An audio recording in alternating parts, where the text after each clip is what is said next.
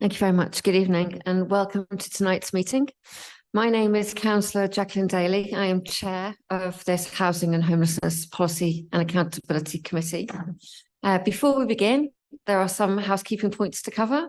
The meeting is being live streamed on YouTube, so by taking part, you're consenting to be recorded. And thank you. If the fire alarm sounds either continuously or intermittently, I will adjourn the meeting. Please leave the meeting in an orderly fashion by the staff fire exit, which is behind me on the right. And the security officers will direct us to the assembly point in Riverside Gardens. So there are also tea, coffee and biscuits available in the staff kitchen. Nobody's helped themselves to that today. And there are toilets on my left-hand side. We're joined by a number of officers here. Thank you so much, all of you, for coming. Can I ask you the first time you speak, just to give us your name and tell us who you are? And please don't forget to use microphones so that people at home can actually hear. Okay, onto the agenda. Apologies for absence. I haven't received any. Councillor Asif Sadiq is attending remotely. And thank you very much for doing that, Councillor Sadiq. I'd also like to welcome Councillor Omid Miri to the Policy and Accountability Committee. It's particularly brilliant timing to have Councillor Miri here, who is Chair of the Planning Committee. And given that there is there was going to be a reforming of the national planning policy framework as part of the new growth agenda. I can see an awful lot of crossover, some positive and some maybe not quite so positive for you as chair, but I think that it's going to be really useful to have you on this committee, and thank you so much for joining us. So on that exactly the same subject, do members have any declarations of interest for tonight's meeting? Thank you very much, and it's great to be part of the committee. I don't have per se a declaration of interest, but it's more of a just to follow on the chair's statement that obviously as chair of the planning committee, I am also a voting member of the planning committee, and to say that each and every application is judged on its merits and not prejudged in any way, and each member of the planning committee weighs up the pros and cons of each application based on the information they receive at the committee. So not so much a declaration of interest, but just a sort of clarification. Thank you. Thank you, Councillor Murray. Shall we move on to the minutes?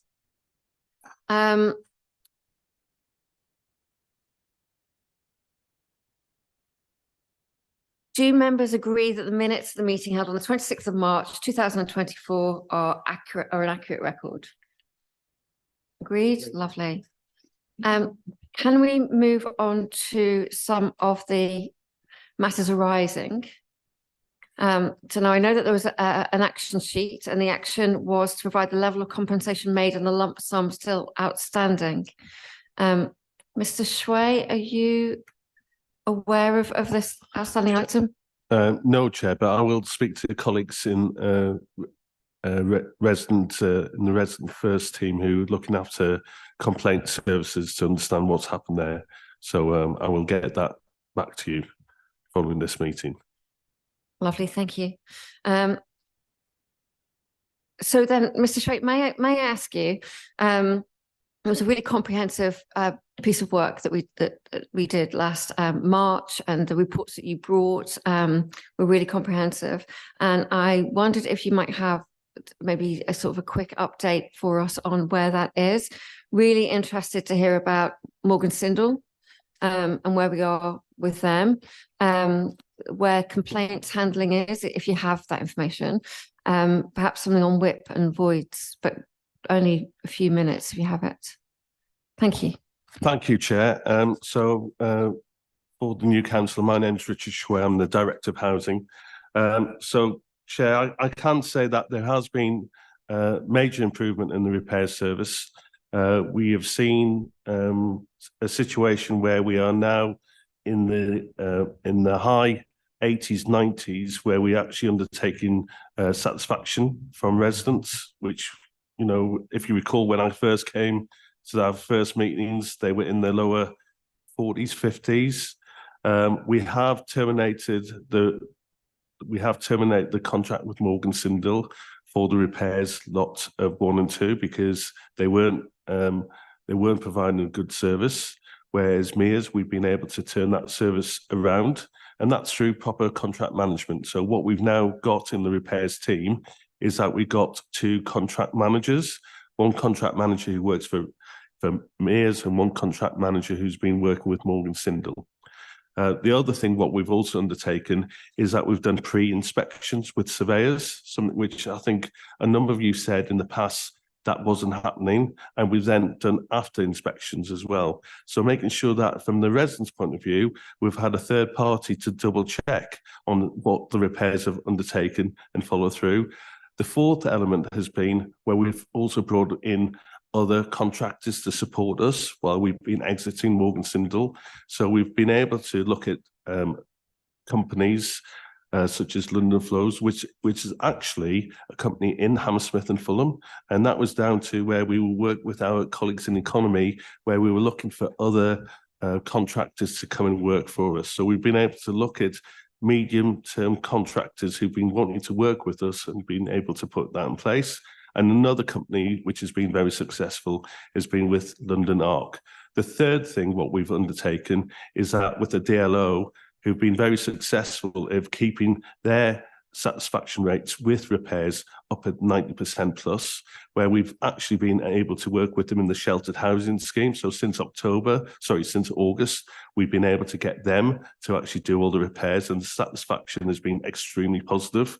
And then we actually, from April onwards, we followed that up, undertaking that as a pilot scheme in the White City area as well. So we've been able to do a lot of actually different ways of working to ensure that our service delivery and repair service has actually improved.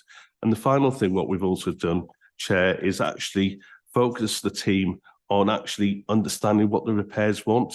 So upstairs at 145 King Street, we've been triaging to make sure that we get the right trades going out at the right time, first time, which is something which I know all of you said to me that wasn't happening. So we've stopped this situation where a carpenter goes and it's the electric job. We've got people who are scheduling activity as well as working with the contact centre, understanding what we've been doing. The final thing I would just like to say, Chair, it's not just been the repairs team. We've also made improvements in the contact centre as well. So the contact centre satisfaction rate has gone up into 90% plus, and that's been happening for the last 3 months. And also the way that we've been dealing with our stage 1 and stage 2 complaints. So we have got no overdues complaints for the last 5 months. And all those aspects about making sure that we focus our attention on stage 1, stage 2, and housing ombudsman complaints are all in our personal development targets as well. So it's not just my target and Claire's target, even though Claire is the head of homelessness and prevention. It's all about us working together. It's a housing ecosystem to help and support and deliver a better service for our residents. That's brilliant to hear. Thank you so much. And can I just ask damp and mould as well? Where are we with the damp and mould cases, please? So damp and mould, we had a special team working on it. We'd still continue to do that. But over the last year, our damp and mould has gone down by 91%. Thank you very much. So we move on to the main agenda. So the first item, the first major report that we're going to look at is an update on the homelessness prevention unit. And so just to note, before we get into this, the agenda item focuses on homelessness prevention and temporary accommodation and not rough sleeping per se. And while the two areas are related, they're distinct. I think each deserves the focus of members. The world of homelessness prevention is one that residents most often find themselves in with no fault of their own. And it's complex, it's fraught with legal jargon, it's very frightening for residents.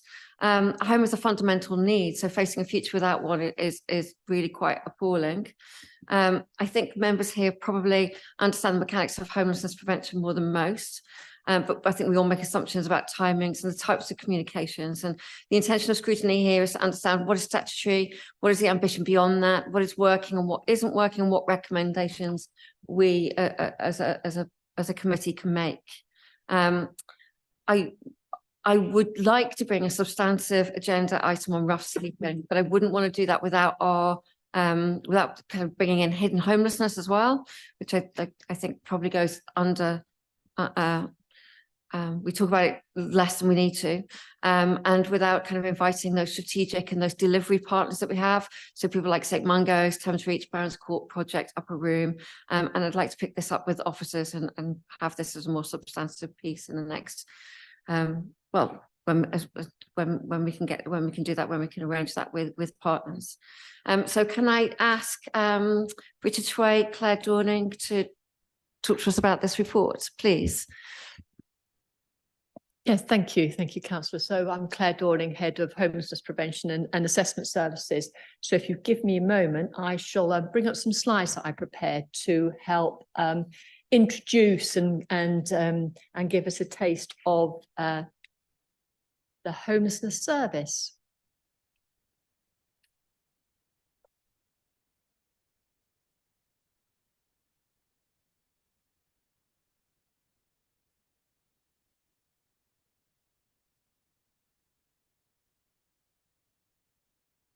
We had this off to a T, didn't we? Oh, my helpful consultant, it's window. Okay, there we go. Oh, that's it. Yep. Thank you. Seamless joint working. Thank you. So I'm going to spend just a little bit of time sort of giving you a bit of an overview of the Homelessness Service. And I thought I would start here. Here is our front door, and sort of starting at the front door, really, and how, if a household finds themselves homeless or at risk of homelessness, how do they reach us? So they can come in here. We always have an officer. We call it a homeless on the day duty, because homelessness, sometimes we get warnings, but actually it can be an event that actually happens on the day. And we always have somebody available to be able to respond to an immediate homelessness situation. As of Monday this week, we also have we're putting in additional housing advice resource into reception. So there's also an additional housing advisor to help with not necessarily homeless on the day crises, but to just be available to offer more advice and information than you can receive by just talking to somebody at reception. And we wanted to get away from this, oh, there's a phone over there, or here's a name, go off and make contact with them. So we're trying to increase our face-to-face contact, and certainly here in our main housing reception. By far and away, the most frequent way of contacting the Homelessness Service is by way of completing an online initial contact form, as we call it. So it's an online form, and it's on the council's web pages. And that comes into the office and into a dedicated inbox, and we have a duty officer that picks those up every morning. People can phone the Homelessness Service. We have a homelessness duty team and duty officers every day. And so picking up a lot of inquiries. And so if somebody phones up and says, I think I'm going to be homeless, or my landlord says he wants me to leave, then we can direct them to coming in or completing an online form. One of the things that the new homelessness, well, it's less new, 2018 Homelessness Reduction Act introduced was a statutory duty on public bodies. So public bodies are organisations and services such as the DWP, probation, prisons, our own adult social care and children's services. So there are a number of public bodies that can make a referral directly to us under the duty to refer. So that's another mechanism. And so they make a referral on behalf and with the consent of the person or the household that, that they've received the contact from. So they're the main ways of contacting us. But as I say, by far and away, the most frequent form of contact, I have to say, is by way of the initial contact form. So once somebody comes to us, what do we do? So with the new Homelessness Reduction Act, there's an initial inquiry. So the first thing we will do is just find out a bit more of what's going on, because what we have to establish is there a risk of homelessness in 56 days? Because that's the point at which the council's legal duties kick in. If there is a risk of homelessness at 56 days, then we accept something that we call the prevention duty. If actually someone's homelessness is more imminent, then we immediately move to something that's called the relief duty. And that's again another 56-day duty where we work to try and relieve homelessness. And then if one of these duties is owed, then officers work with the households for 56 days to prevent or relieve the homelessness. And then if a household comes to us in prevention, we work with them for 56 days in prevention, then we close that duty and open a relief duty. And then it's another 56 days. So it's very administrative and quite, and you're absolutely right, Councillor Daly, when you describe it as complicated and complex to understand, because there are all these different duties that kick in at different points of time, and you know, when is a prevention duty a relief duty and vice versa, you know, and it's difficult for staff to keep on top of, so it must be really challenging for you know, for the people that approach us for help.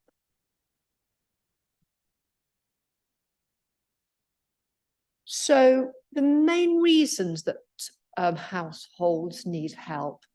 So the main reasons, the three main reasons for homelessness are eviction by family and friends, lots of private rented accommodation, and domestic abuse.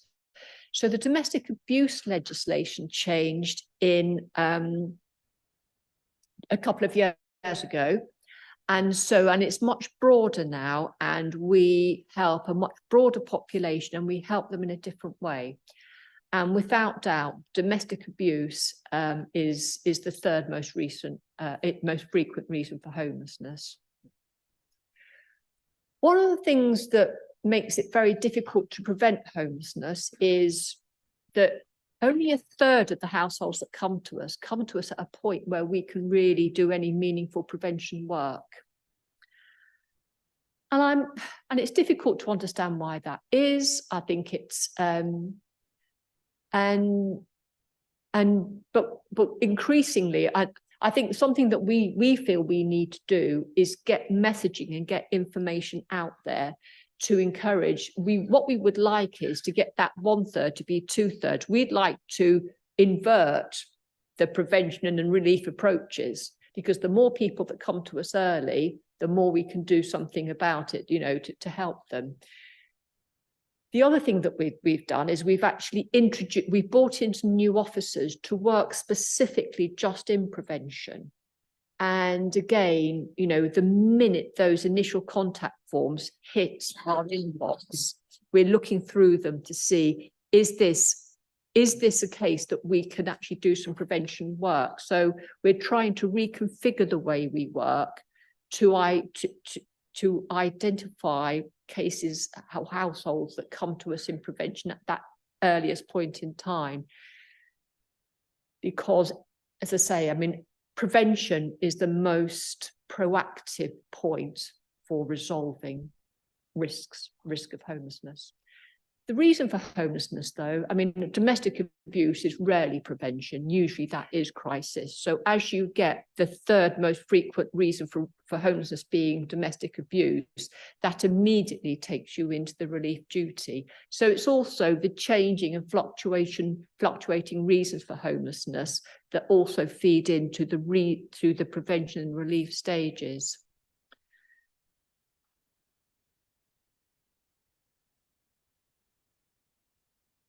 So if we do have the opportunity to prevent homelessness, then this is some of the work that we do.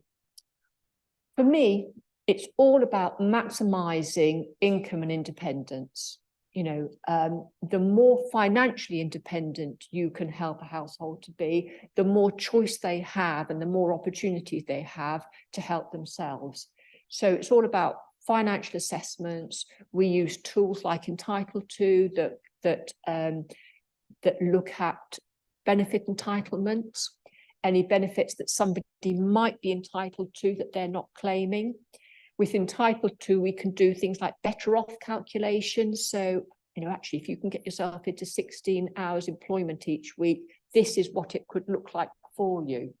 So financial assessments are a really powerful tool to help households see what their options are and give them, and hopefully try and introduce some choice in what is a very, you know, scary. It is scary, Councillor Daly, you used the word earlier, you know, sort of situation for themselves. We negotiate with landlords and parents. Just sticking with landlords for a while, with Ed Shaler here, with the private sector team, you know, if a household comes to us and says, look, I'm living in private rented accommodation, but you know, there are so many will and I've asked the landlord to carry out repairs, but he's not really very happy about doing so. The first port of call for us will be to the private sector team, and then we work jointly with them because we've got enforcement powers. You know, the Environmental Health Service can bring in their responsibility, that they can prevail on landlords to in terms of delivering their responsibilities to maintain the homes, and anything that we can do to improve the condition can hopefully prevent homelessness and make the property more reasonable for the household to remain in. So we will negotiate with landlords, and we also talk to landlords about, you know, what their motivation is. You know, so why have you served notice? Have there been any issues with the tenancy? What would make a difference? Sometimes landlords come, you know, sometimes households come to us because the landlord wants to put the rent up. You know, well, the family's been in the property for 6 years. They haven't had a rent increase. And actually, the rent is way below what the landlord knows he can get on the market, and he wants to raise the rent. So we'll look to see, well, can we negotiate? Can we help the family by, you know, is there anything we can do to, you know, is there any additional benefit entitlement? Is there a discretionary housing payment? Is there anything else we can do to help bridge that gap? That's so a lot of negotiation, and that's really time consuming, but it's absolutely the right work for us to be doing. As I say, we try and get to the nub of the problem. If it's standards, if there's another service area that we can bring in to help intervene, then we'll certainly do that. And we've done some really good, we've had some good homeless prevention, haven't we? Where, you know, sort of Ed's, you know, officers have been in and have been kind of putting, using their powers to get schedules of repairs carried out, dealing with damp and mould, leaking boilers, all the things we would see in our own stock. It happens in the private rented sector, but it's through Ed's service that we can get that work done. We provide a lot of advice and information about renting privately, and there's another service area that's headed up by Adam Stevenson, who and he has a procurement service, a procurement team that go out and source private rented accommodation. So we do encourage households, and we give them information about where they can look for alternative private rented accommodation themselves. But we can also look to procure properties where possible, and we can arrange viewings. And I think in the substantive report, I gave an example of where we'd actually arranged. And because, you know, and because that property was available then, and the private rented market is so hot, the household had limited English, and so the officer just got in a taxi. It seemed the most straightforward thing to do, and for the sake of, you know, £20, get the household to the property, and, you know, and seal the deal where we can. And you know, we could also just kind of talk, you know, do the talking on behalf of the household. So we will really try and be creative and proactive. Financial assistance, I think I've already talked about. And there's something actually is built into our allocation scheme that's called the Private Rented Sector Prevention Offer. And I'm not sure how much we've used it in the past, but it is something that I would like us to make, more use of.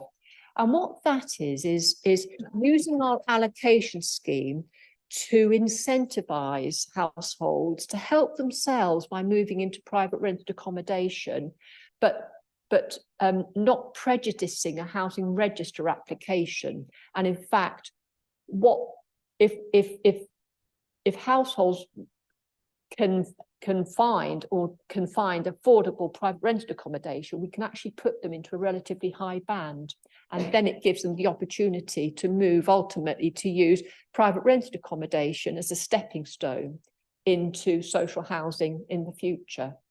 So it is, about trying to be innovative, creative, using all the powers that we have, and also using the policies that we have in place, because we have got some really helpful policies that, if we use them well, can kind of increase choice and opportunity.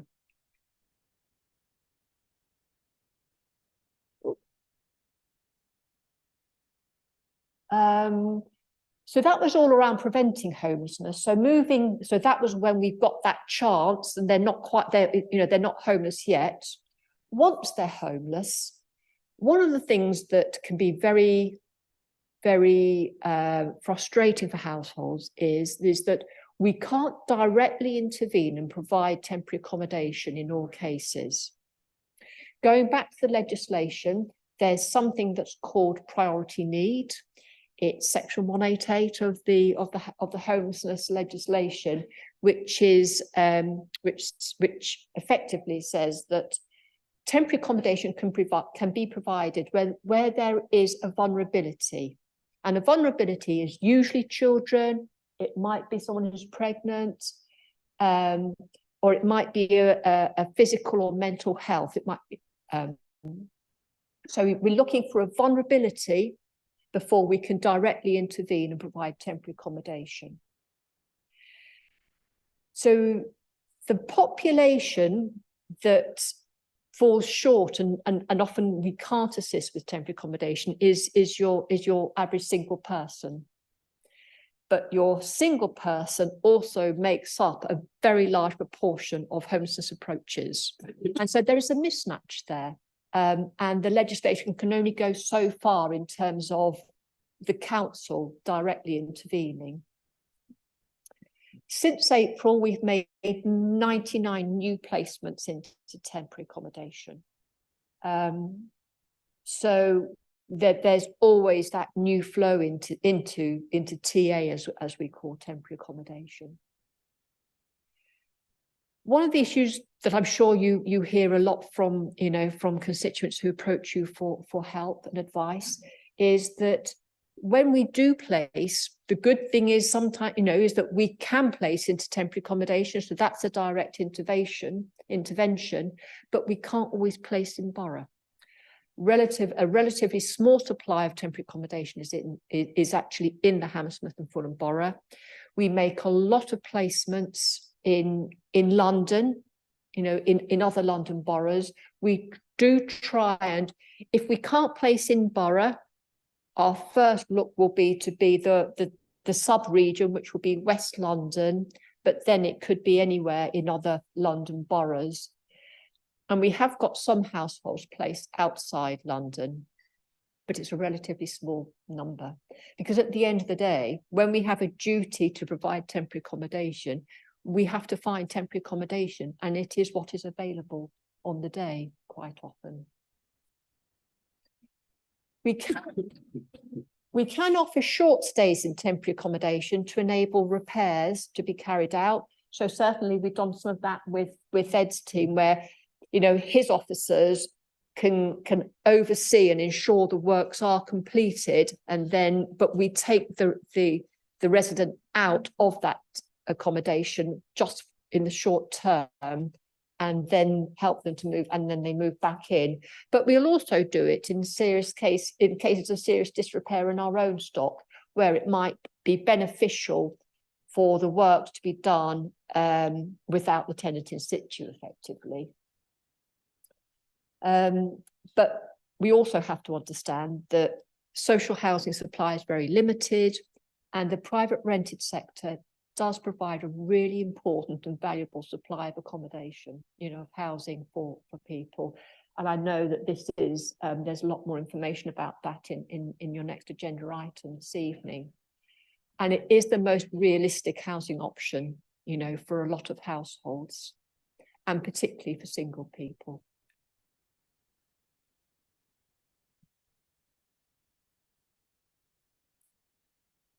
So moving on to accessing council and housing association properties. So the homelessness journey, if we have an opportunity, it's the prevention duty. If someone's already homeless, then it's the relief duty.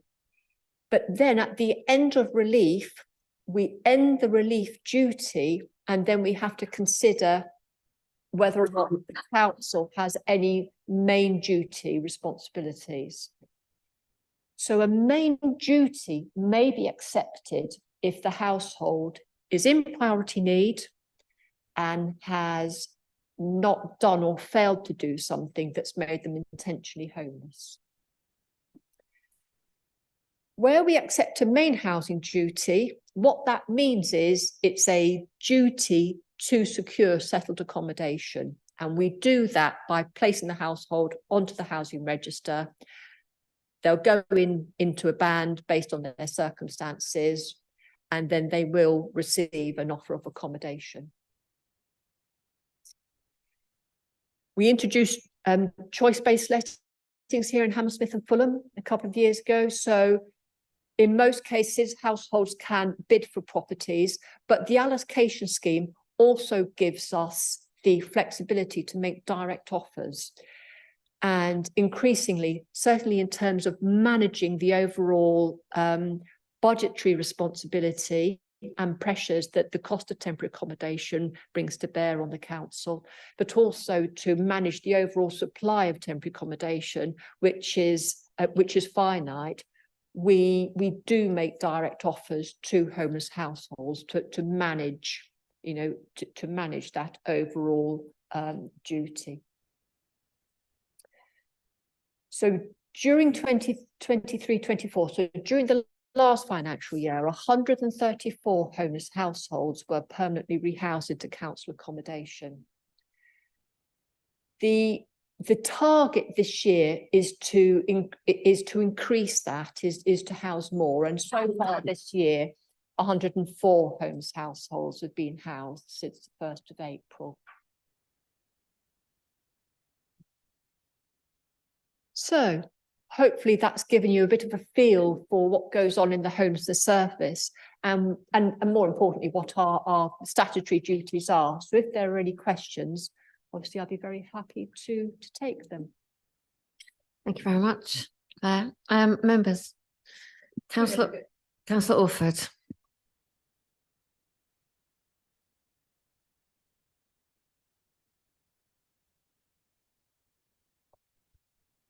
Sometimes it concerns me that officers, while I'm sure they're extremely diligent, don't always appreciate perhaps the decisions they come to.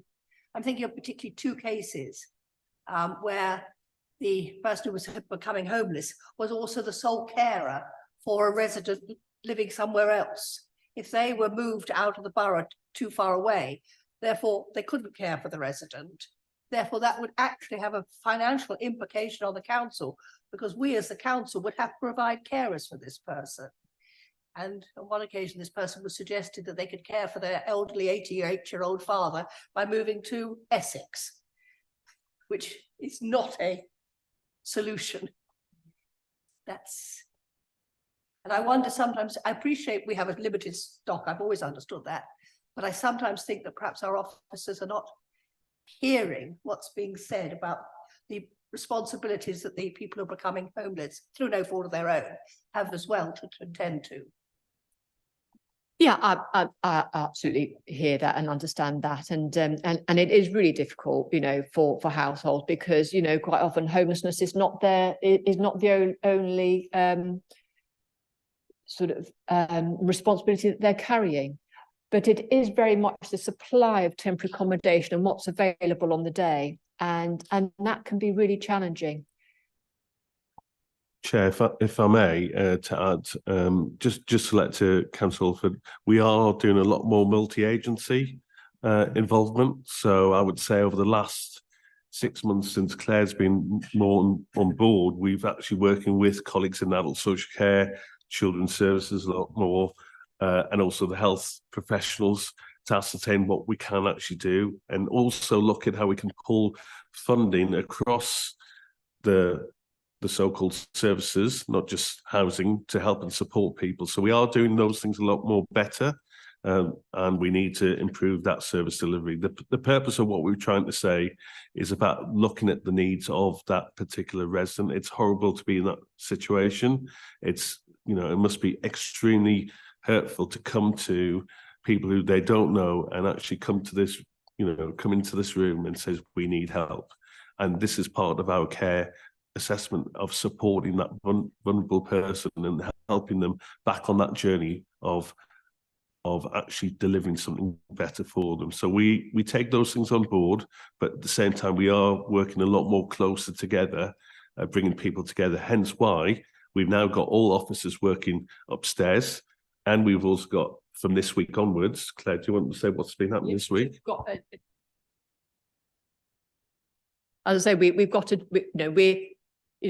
I feel very strongly about increasing our face-to-face contact. It's always much better to talk directly with residents where we can. So we have increased our presence here in reception so that we can do more of that, just general advice, actually taking that time, and actually talking directly with people. So I hope, I hope that's going to also improve the experience for our residents. And it's a bit like the repair service, learning from where we've improved that, doing some triaging, a bit like, when you go to the emergency wards now, where you go in and the triaging, understanding what you need to do. We're learning those principles and putting that into practice in this service area. Yeah. Councillor Murray? I've got a couple more questions, but do you want to give Councillor Murray his? Thank you. Thank you very much. And thank you for your presentation as well. The case studies in the report were really sort of amazing and positive. And I don't think it's an exaggeration to say that you are saving lives through the work that you do. So I just want to commend you on that. And I wanted to pick up on something in particular in the report, and you mentioned it in your presentation as well, that 30% of cases are on the prevention duty and 70% are at relief duty. And I was going to ask if there's a kind of, there's a mention in the report that there's an ambition to change that. And I wanted to ask if there's a clear sort of metric or an ambition that you have. And you sort of answered the question that you'd like to flip that on its head, essentially, which is really positive. I guess the kind of question off the back of that is, are there sort of clear markers and alarms that go off, indicators that let you know when someone is sort of more likely to become homeless so that you can step in? And is there a sort of early alarm system that we have that could help that switch from 30 to 70 to the other way around? Yeah, that's it's an interesting question. I think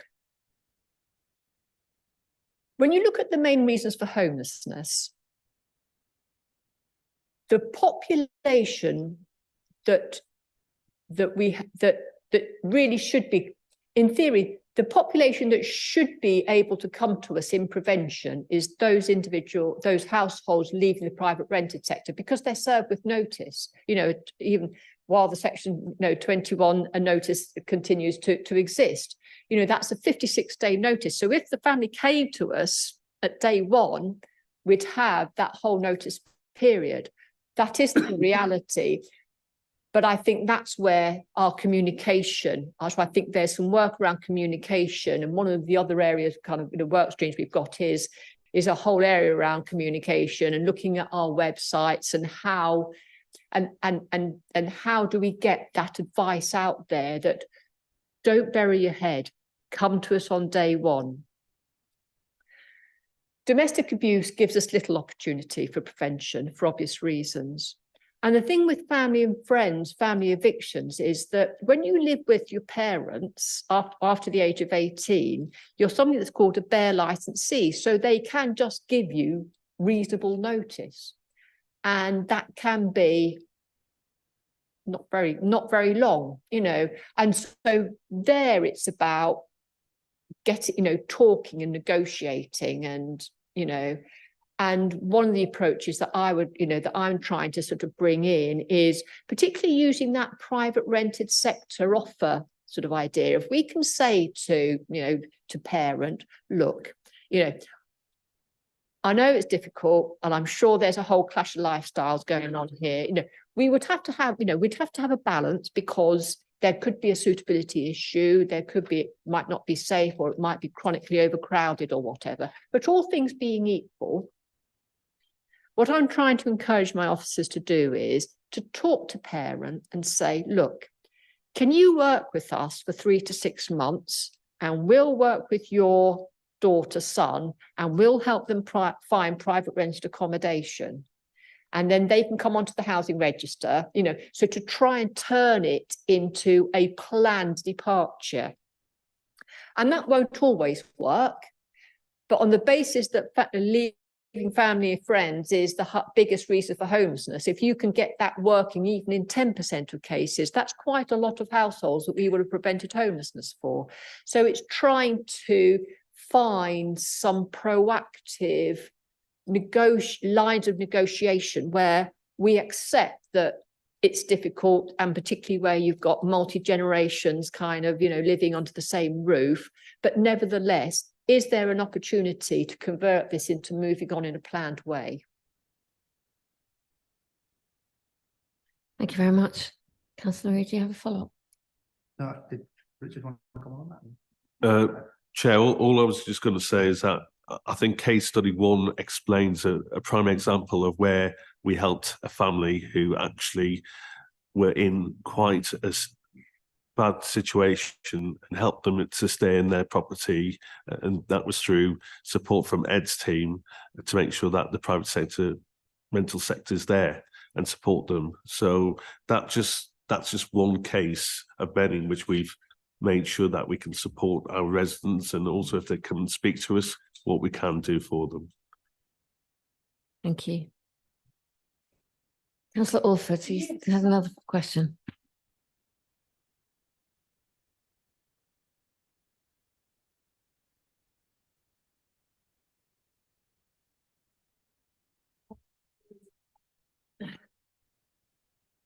I think it'd be easier for me to answer that, Councillor Alford. I think yes. There is an issue in this sector that it's, you know, it's quite stressful.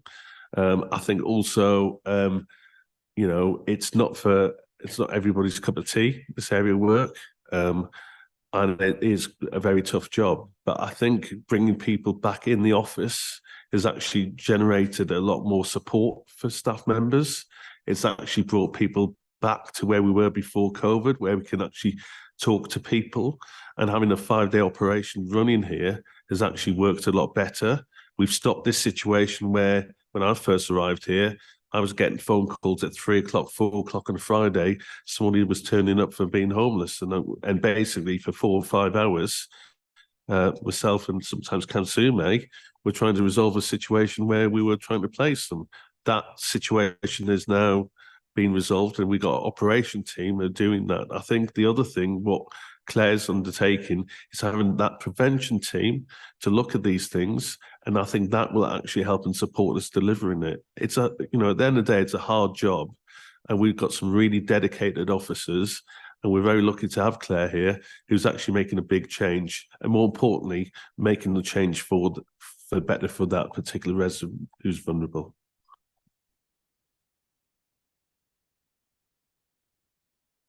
The 6 months you're talking about, that you're reducing the 6 months. Yeah, so what that's about is the homeless. I'll get the hang of this by the time we all go home. The Homelessness Reduction Act was a massive change for the housing world. And effectively, what it does is it gives the council the responsibility to assess every single approach. Whereas before, in the old, pre-2018, there were 5 questions you asked, and if you only got yes to 4 of those, then you probably weren't going to be helping them as a homeless household. So there was the screening was much higher under the earlier legislation. So the volume of cases and the volume of approaches that officers work with is huge, and it's the same for every borough.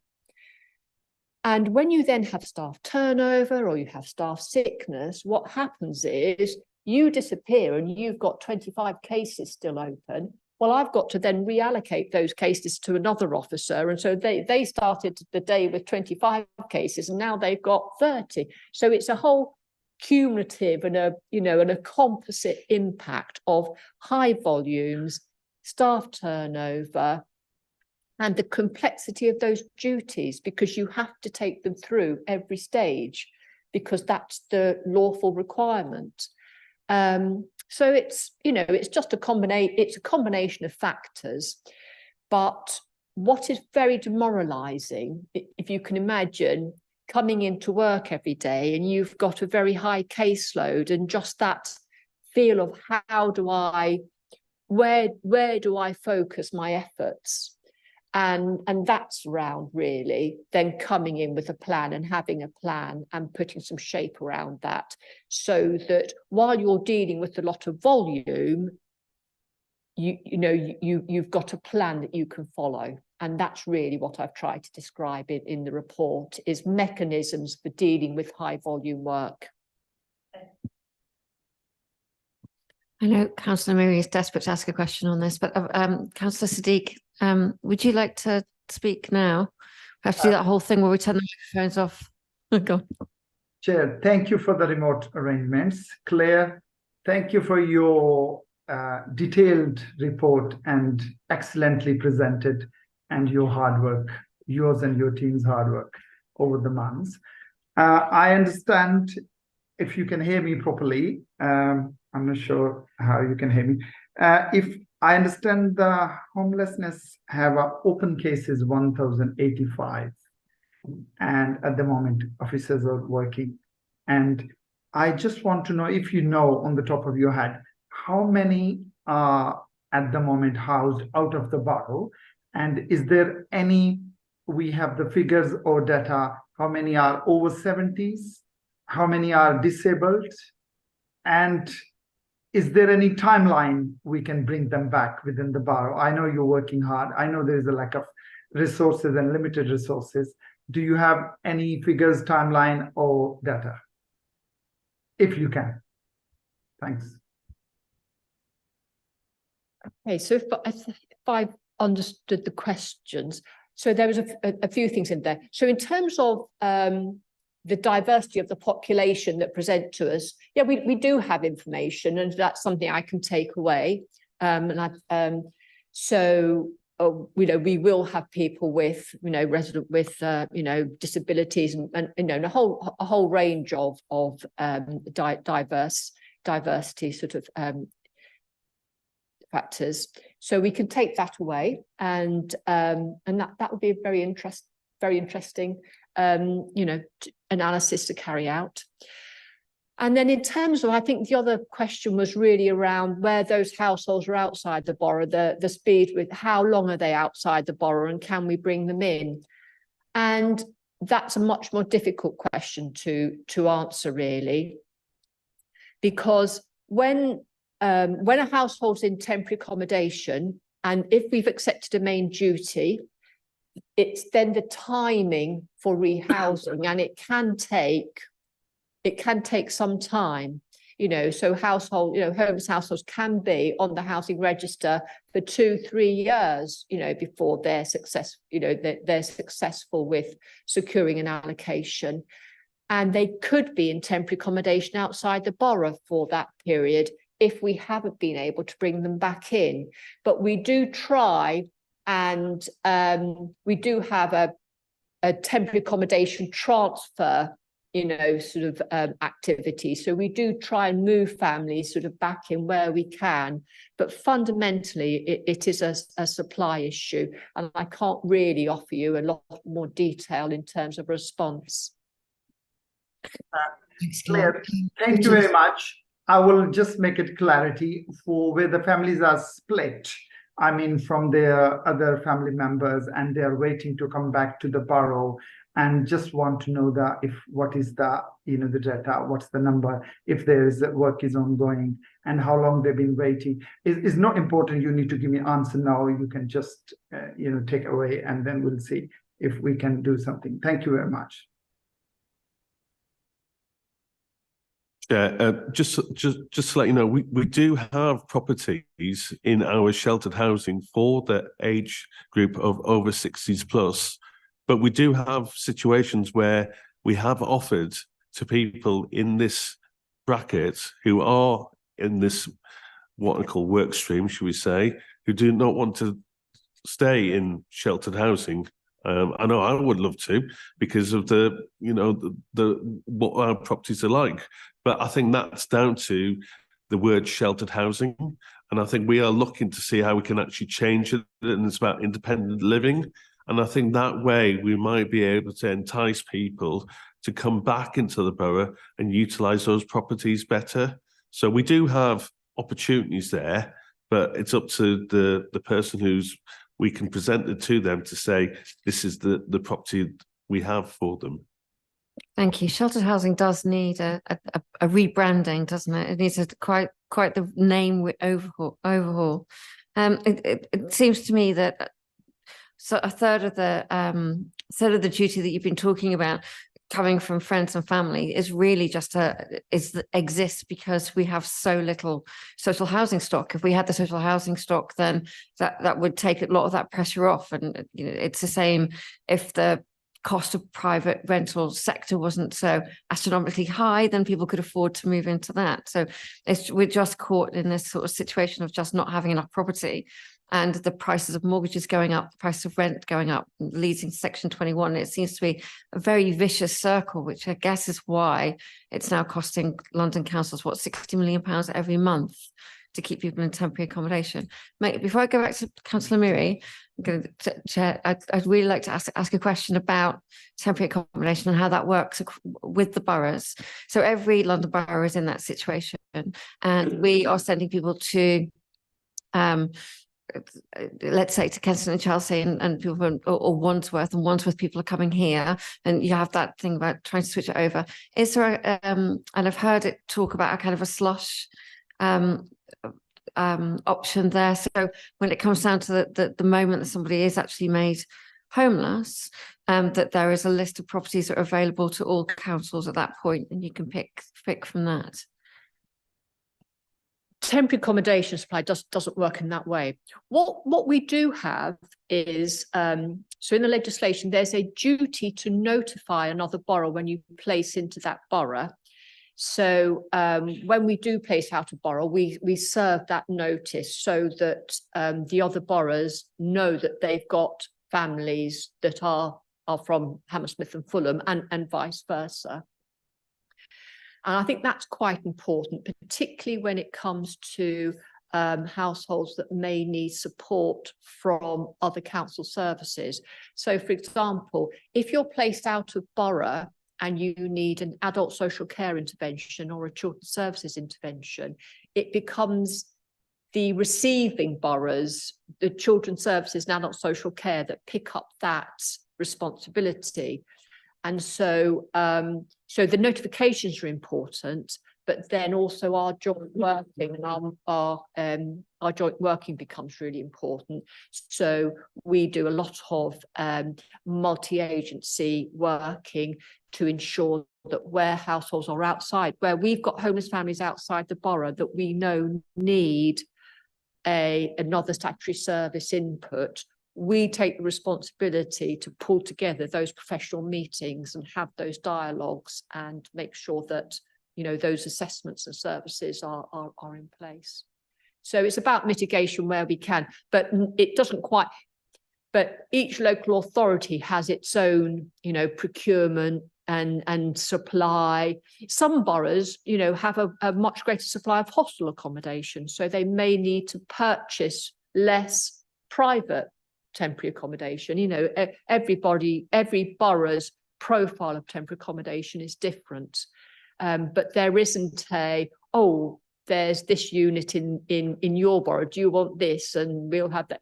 Unfortunately, it's a bit more, it's very much, as a local authority, we've got a duty to place. We must secure the temporary accommodation, and we'll secure the best we can for our families. So then can I ask, is there an opportunity to cooperate better with maybe some other councils in London at least? I think we are, Chair. I think that the thing is that we're quite a small borough, and also we got limited spaces to where we can actually do things. But if you recall, just very recently we have purchased 321 Lily Road. I know that's about rough sleeping, but that shows the commitment for this council to actually undertake that, and we were able to get good grants from the LGA to allow us to do that, and the Mayor's office to enable to ensure that we do deliver strategic assets. And we are looking at other opportunities of that nature to see what we can actually do. We do talk about in West London of how we can actually work together, a lot more cooperation, but I think it is problematic because there are people who you've got to understand is that if the family is in the south of the borough, want to be in the south of the borough, even going over, I would call the A4 barrier, should we say? We don't do north of the A4, and that's sometimes that's a really problematic situation which we've got to explain and look at. I mean, you look at the development opportunities which have been done in the north of the borough, marvellous, but there is still some issues internally with some of our people who come to us who don't feel that they can go up that far north, and we've got to explain what we can do, what we can't do, and that's quite a tough situation to be in. But we are explaining what we can do and what we can't do. But the most important thing is what Claire said: we've got our duty to do, and that's the duty which we need to follow through. Thank you. And that's where that whole idea about giving people more options through financial inclusion that comes in. Councillor Taylor, would you like to? Okay. Councillor Mary? Thanks. And just to clarify, 321 Lily Road was the St Mungo's hostel that is now under direct control of the council. Okay. Yeah. Yes. Okay, great. Thank you. So I wanted to ask about the caseload, homelessness caseload for officers. And you've spoken a bit about it. And in the report, there's a mention of a target to reach full capacity by the end of July. So I just wondered if you could update us on that. Are we on track to do that? Yes, we are. So we've got new staff arriving, which is good and always feels good. You can almost hear the sigh of relief from staff as they kind of, as they introduce themselves to a new officer, which is really good. So that's beginning to, to come together, and that will gradually sort of, filter through in terms of being able to, manage the caseloads. That's fantastic. Yeah, really, really good to hear. I've got a couple of other questions, if that's okay, Chair. Sure. Happy for me to carry on? Just a few sort of specific points in the report that I wanted some clarification on. I noticed that it said the oldest case was 18 months old. So does that mean that this person has been experiencing or under threat of homelessness for 18 months? Or your mic, sorry. Thank you. That's right. So what that will be, well, it's a mixture of things. So it will either be, if it's a case of that age, it will either be that household is in temporary accommodation and it's a question of issuing the main duty decision that will then be backdated to the point that it should have been made administratively, but they're at no disadvantage because they're in temporary accommodation anyway. Or it could be a case that we've lost contact with, which again is quite a when you've got so many approaches, particularly single people, they don't necessarily retain contact with you. The legislation suggests you give them, 3 opportunities. You try and make contact on 3 occasions in 3 different ways, and then you can close a case. But again, when you've got, perhaps you're working with families and working with all the really high priority cases, what can fall to the bottom of your to-do list is closing down cases. So there's a bit of administration, a tidying up to do. So it's a bit of a combination. But what we will always do is to ensure that the household is not at disadvantage. Thank you very much. That's very reassuring. I have one more question, if that's okay. You mentioned the PRS prevention offer. And again, just to clarify, so does that mean that someone could be facing homelessness and they're placed into private accommodation, but they will also be on the housing register? So what that is where a household is at risk of homelessness, and we've assessed that risk, and it is likely that we would have owed them a main duty, where they are willing and have been able to move into the private rented sector. So they've found a housing solution. So they're not homeless. So homelessness being prevented, but to incentivize that willingness to actually use the private rent sector, and they can then come onto the housing register. Yeah. So that's how it works, really. Thank you very much. And was it previously the case that if you went into private accommodation, you couldn't be on the housing register at the same time? It's not so much the type of accommodation, it's about needs assessment. So to come onto the housing register, you have to have an identified housing need. So you need to be overcrowded or have some medical need. And so if you're living in private rented accommodation, you are effectively adequately housed. So you won't have a housing need. So we create a local housing policy as an exception. Thanks, Councillor Murray. May I ask a question about communication?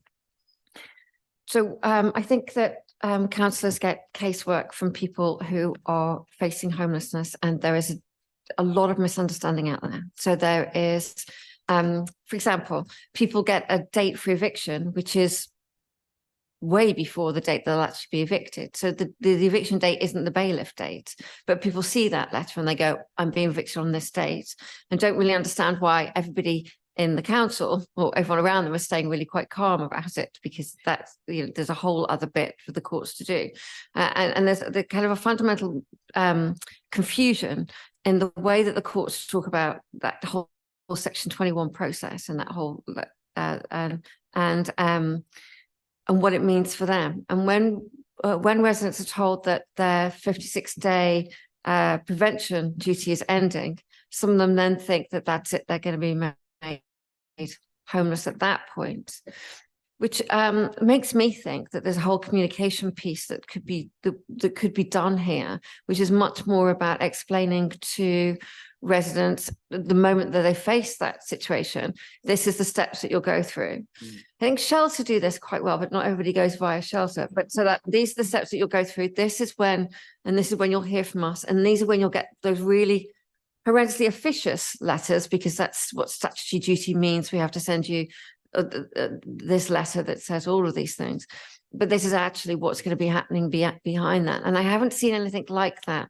And I think at a time when people are really frightened, they skim read stuff, they get more and more freaked out with it. And I wonder if there isn't just a sort of a piece of work that could be done alongside to just help residents really understand what's happening to them. Chair, our cabinet members also made that point to us. And I think we have to be a bit more better to do things in more plain English.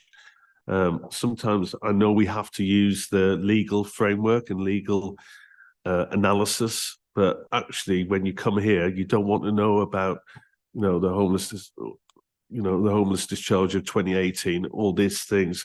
People get themselves really hearing that legal discussion. It frightens people, like you've just said. So we are looking to see how we can actually do something a bit more plain English. We are looking at our web pages to do things in a lot more better approach. And I know that Councillor is leading the charge to us, quite rightly, saying, look, you need to have a better way of communicating that, so that people don't feel that situation, that they are afraid of the issues.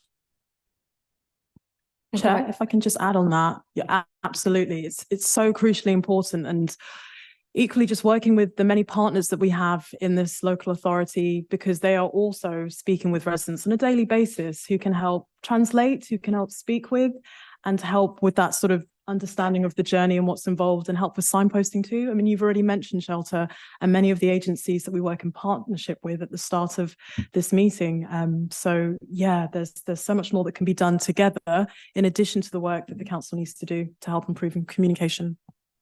Thank you, Councillor Umi. Is the same information with like the family hubs and do they have that?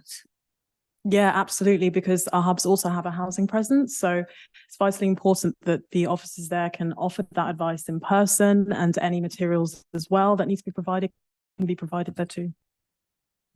Thank you. Councillor Taylor.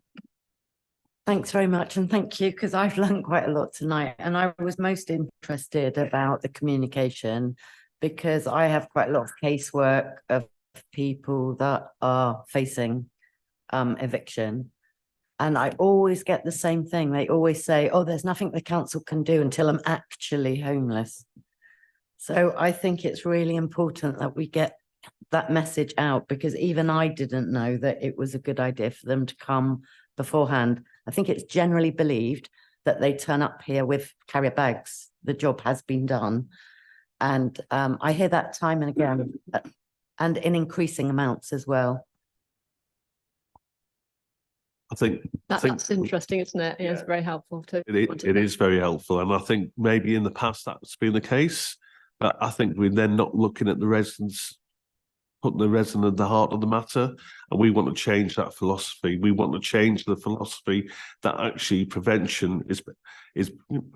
You know, I'm coughing at the minute, I think prevention is better than cure, and we Yeah. need to be looking at how we can actually work with Ed's team, with other people, about how we can actually think about this in a different way of working. Because I'm quite reassured to hear what I've heard tonight, and I've learned. So it means that when I hear people on the street telling me these stories, whether or not they come to councillors or not, there is this general belief that there's nothing that can be done beforehand. And I'm really impressed with all the preventative work that goes on, which I have to say I didn't know anything about that before.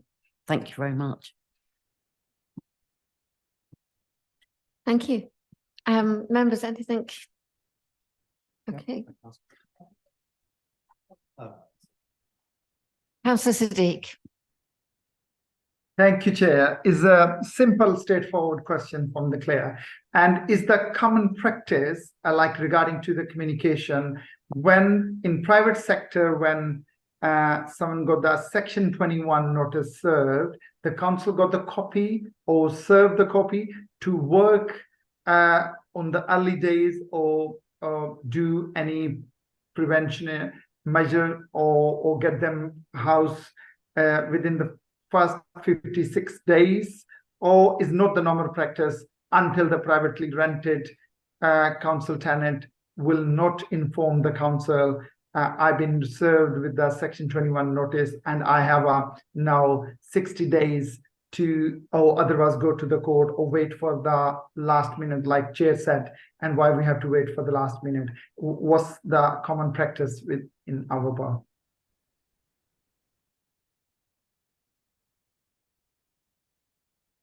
Yeah, I mean, certainly, I mean, in terms of direct intervention, so we won't necessarily place into temporary accommodation in advance, you know, but that doesn't mean to say somebody shouldn't come to us with their housing issues, so that we can do a lot of that upfront work. We can provide with a lot more information, advice and information, and hopefully make it more informed kind of sort of experience. But certainly temporary accommodation, there is an element of, you know, temporary accommodation won't be provided until much nearer the date. But even then, one of the things that we are looking at now is trying to plan temporary accommodation. So for example, in a case where we know somebody's coming out of private rented accommodation, they've been served a notice. My preference is, and what we're trying to put in place, is a process where we don't wait to the 11th hour. Now, there's a bit of a sweet spot because you start paying, so the council will be bearing the cost of temporary accommodation from the day you secure it. So you don't necessarily want to be, you know, sort of paying for accommodation we don't need to be providing. But equally, it's got to be better than scratching around, running around and providing on the day when certainly the household's, you know, terrified, and it, you know, it just creates actually a lot of stress in the office as well, because, you know, time ticks on and you're trying to find a placement. And so we're looking at how can we bring that forward, and what's the, you know, what's the most cost effective, you know, what's that point at which we can try and plan and perhaps have TA available 3 days earlier, and then at least you can have that dialogue with the family, you know, start packing up, you know, do you need storage, start thinking about those things, because it's going to be round about here that you're going to be moving on, you know, and it's trying to turn that into a much more, you know, kind of, you know, sort of managed experience. And I don't think that we've been particularly good at that, if I'm honest, not from the 3 months I've spent here. I don't feel that that's what we do. So that's where we'd like to move that work, really. And certainly, and again, with landlords, you know, that if we, using your example of coming out of the private rented sector, there are a lot of court costs involved, you know, and it's court costs for effectively no good purpose, because it's mandatory possession anyway. So there is something around just trying to stand back and make best use of the situation, keep the family at the heart of our thinking, and try and get get better planning and informing around the whole process. Thank you, Claire. Thank you, Claire. Spikes, Chair, Sorry. just short further. For example, Claire, I can give you the example for the family. Is not the special case or particular case. If someone is taking universal credit or taking PIP and been served the notice by the private landlord, section 21 notice, and been given like 8 weeks, 60 days, and then council, the tenant came and informed the council, this is the notice. Normally, according to the legislation, the landlord cannot serve the copy to the council as a CCO copy, but they informed. Then what type of arrangements we have at that stage to start the work to save the cost for the all parties?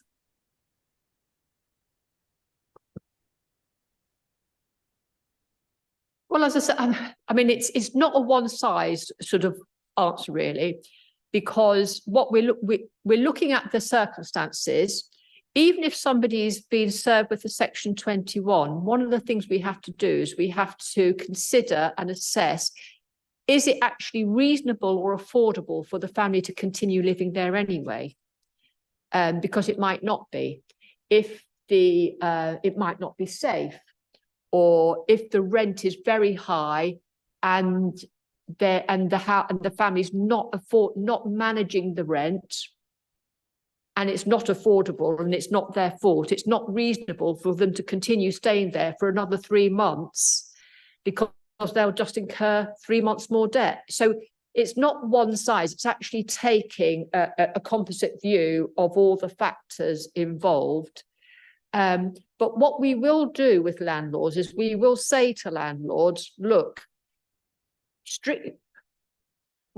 first of all, starting with with the family, with the household, we would always inform households of their rights. And their right is, if they're living in private rented accommodation, they have the right to remain there until a bailiff's warrant.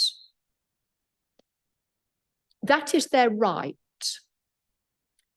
But that doesn't mean to say that they're not going to be homeless and that it's probably a mandatory possession claim and it's all going to be inevitable. And certainly in terms of homelessness, the actual definition, the actual legality of homelessness does kick in much earlier in the process.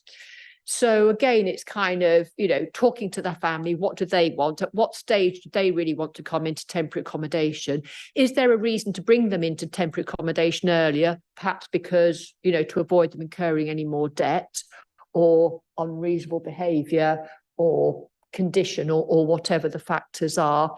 But actually, sometimes, the resident might say, well, actually, I want to stay here as long as I can. And that actually is their right. They can do that. So it's a bit of all of that. And we have to be across all of that, making sure the family knows what they're entitled to, but also that there are options along the way. And equally, the landlord will be saying to the landlord, well, I'm sorry, but if your family wants to stay, that is their right. But equally, we are working with them and we will be offering them temporary accommodation. So we do accept that this is a valid notice and we do understand that. Thank you, Claire. Can I ask one quick question? This is your first time here at PAC and it's lovely to have you. I probably should have said welcome. Head of homelessness, or is it interim or is it a permanent role? I think I should answer that, Chair. So Claire is an interim, but as I've said before, we're a bit like a ship. We're turning this massive ship around, and people on a ship. And the reason why I know quite a bit about ships, my dad used to work, and he does 6 months not on, 6 months off, and you have people come and go, professionals. But we are making sure that this post is a permanent post. It's been difficult, as I've said, as Councillor Alford has mentioned, about getting the right people. In Claire, I'm not going to say in Claire we trust like Gareth, but we have trusted Claire and she is doing a good job for us. And we want to continue to do those things. So what I can say is that we've got a very good interim who's working as a permanent member of staff and delivering the service, and more importantly is actually helping and improving the service delivery and getting the right people to do the right jobs in the right place, which we have suffered a bit previously. Well, thank you both very much for bringing this report and bringing this presentation and answering all of our questions. It's a really interesting piece. Thank you. So members, are you happy to accept to agree to note the report? Okay, lovely. We will do that. Thank you so much. We've now got our fifth part section on the agenda, which is the private rented sector policy. And here we've got Ed Shaler and Stefan Robinson. There's often said that timing is kind of the critical component of success. So I'm really pleased that this has landed just when we're hearing we're seeing a really genuine focus on private rental sector from the new Parliament in this new Parliament. The timing of it is graceful. Thank you. Can I just hand over to you to talk through the report? Thank you. Thank you. Thank you very much, Chair, and thank you, councillors, for having us here to speak to you today. So my colleague Clancy is just going to. I was going to say, would you mind just introducing yourself for? Yeah, so my name is Stefan Robinson. I'm the head of policy and programme management. That's a central function within the council, so not part of the housing and private rented sector team, but we are working in collaboration with private rented sector colleagues to deliver on this work. Nancy, if you're able to share that. Yeah, I'm Clancy Connolly. I'm a policy officer and I report into Stefan. Thanks. So just on there.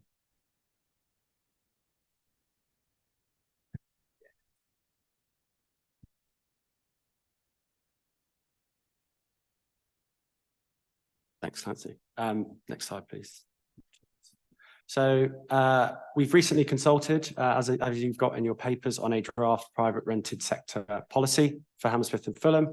And this is about setting a clear policy position on how we're going to support residents to access secure, high quality private rented homes in the borough. And the reason we're here today is to speak to you in part about some of the high-level consultation findings that we've got from the work that we've done. Around about 270 people have been engaged in that work, but also to get your views and feedback on the policy in its draft form itself. So just some of the drivers for this work. So you may be aware, but the private rented sector has grown substantially over the last 2 decades. It's now the largest tenure type of its kind in the borough, with around 30,000 homes now being private rented homes. And unfortunately, they are typically the most expensive relative to people's incomes in those homes, but also the least secure, as we've already heard about homelessness often being an issue with the short notice evictions that take place. And in terms of quality, we estimate through the English Housing Survey that about just over 5,000 homes are below the decent home standard. So that's the statutory standard that applies to social housing, but compared across to the private rented sector, there are many thousands that aren't meeting that same standard. And just to say that this work kind of comes at a good time, because the council's corporate plan, so the H&F plan that was recently adopted, that commits to strengthen our policy position, which I believe was adopted back in December, around the private rented sector. So this is coming forward soon after that work. Next slide, please, Clancy. And yeah, sorry, go on, Ed. Yeah, Stefan.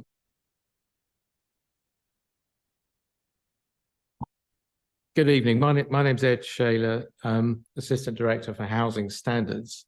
And I should just explain that I'm based in the Place Department, what was previously called the Environment Department.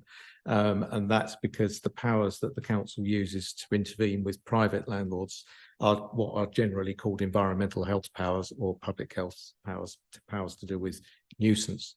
So traditionally, my team and my role has been in the Environment Department. 12 months ago, I was brought in, and I've been working closely with Richard and his department on a number of issues. Perhaps one that's relevant to this evening is that, as I'm sure is well known, there are lots of flats which are on estates which are regarded as, which are council owned. So they are ex-council flats which have been bought in the past, and about half of those have found their way onto the private rent market. So a third of the council housing stock is owned by leaseholders, and half of those, so in other words, 1/6 of the total, are rented to tenants privately by those leaseholders. So private renters and council tenants and leasehold owners now live in close proximity in those blocks. And I have a role in that, because obviously if alterations are made to those leasehold flat to accommodate private tenants, that could cause issues with the fabric of the block. And there are covenants in people's leases that they shouldn't make alterations without permission. So that's the sort of thing that I've been getting involved with the team. And of course, with temporary accommodation, it's probably worth mentioning that there's a scheme called Setting the Standard, which is currently run by Ealing Council, which, and the name here is Housing Standards, checks the condition of temporary accommodation across London. Otherwise, you'd have a nightmare situation where every borough had to go and check every time they put someone in temporary accommodation far away. And that's been around for about 25 years, and it's gone up and down in how effective it is, but it's got some funding. I think it's London councils who fund it, so that's very useful. So just to come back to the policy stuff that we've been consulting on, I mean, needless to say, we've been working with private tenants and private landlords for many years, under the various legislations that have come and gone and changed, and new ones have come in. The policy statement is an attempt to pull it all together in a public statement, partly because it was felt that some of what the council can assist with private tenants and private landlords is not widely known. So one of the reasons for putting this together into policy statement is to make a more public statement for anyone who's interested, but particularly tenants and landlords, as to what the council expects and what the council can assist with. So currently we have the licensing schemes, which I would only talk in detail about on another occasion. But suffice to say that without the discretionary licensing schemes, we would license about 600 houses in multiple occupation of the larger type. everything from 5-bedroom houses up to hostels. The discretionary licensing schemes mean that we license all houses and flats in multiple occupation. So that's everything from 3-bed, a 3-sharer flat, might be 2 beds, but it's 3 up to the hostels. So that's about 4,000 HMOs and flats in multiple occupation altogether, and about another 4,000 flats and houses in the streets, which are designated under the selective licensing scheme. So that's 24 streets. It can cater for 20% of the borough's private housing stock, which is about 6,000. And we've got about 4,500 of them currently licensed. So we're looking for the other 1,500. And obviously landlords are applying every day. We get more applications for more licenses. And we're almost exactly 2 years into a 5-year scheme. So we think we're doing quite well because we're about 3/4 of the way to getting everything licensed. The Landlords Charter has been in place since 2017 when the first licensing scheme started. It's on the council's website. I think it's a good charter. It sets out a large number of things that you would expect a good landlord to do. The issue is, and that's why it's referenced in the policy statement, how many people know about it? That's the big question. Probably not as many as we'd like. We do try to make it effective by drawing it to landlords' attention when they apply for a license, and we give them a £50 discount if they commit to complying with the Landlords Charter. So it's a bit of an incentive for them to read it and take note and do what it says. You might think, well, the licensing schemes is only 20% of the borough, so how does that help? Well, if you include the houses of multiple occupation, we've probably got about 1/4 of the private housing stock under license in one form or another. So it's actually a large number of properties. If we got everything licensed, if we found them all, or all the landlords became aware of it, that we need them to be aware, it could be as many as 1/3. It could be about 10,000 properties out of 30-odd thousand. So we can use the licensing scheme for that kind of method. It also gives us a ready route to communicate with those license holders because we've got all their names and addresses and email addresses. Obviously, we do it in compliance with the usual data protection requirements. We don't spam them, but if there's something that's relevant to their landlording and their licensing, we can communicate with them. The private rented sector housing team, commonly known as the private sector housing team, has got 16 staff. We've got 3 additional staff this year. We've got additional funding for high-rise building inspections and for damp and mould work from public health. So we've got 19 altogether. They carry out the full range of statutory enforcement powers that we have. Over the last 10 years or so, there have been 20 prosecutions which have resulted in convictions of landlords.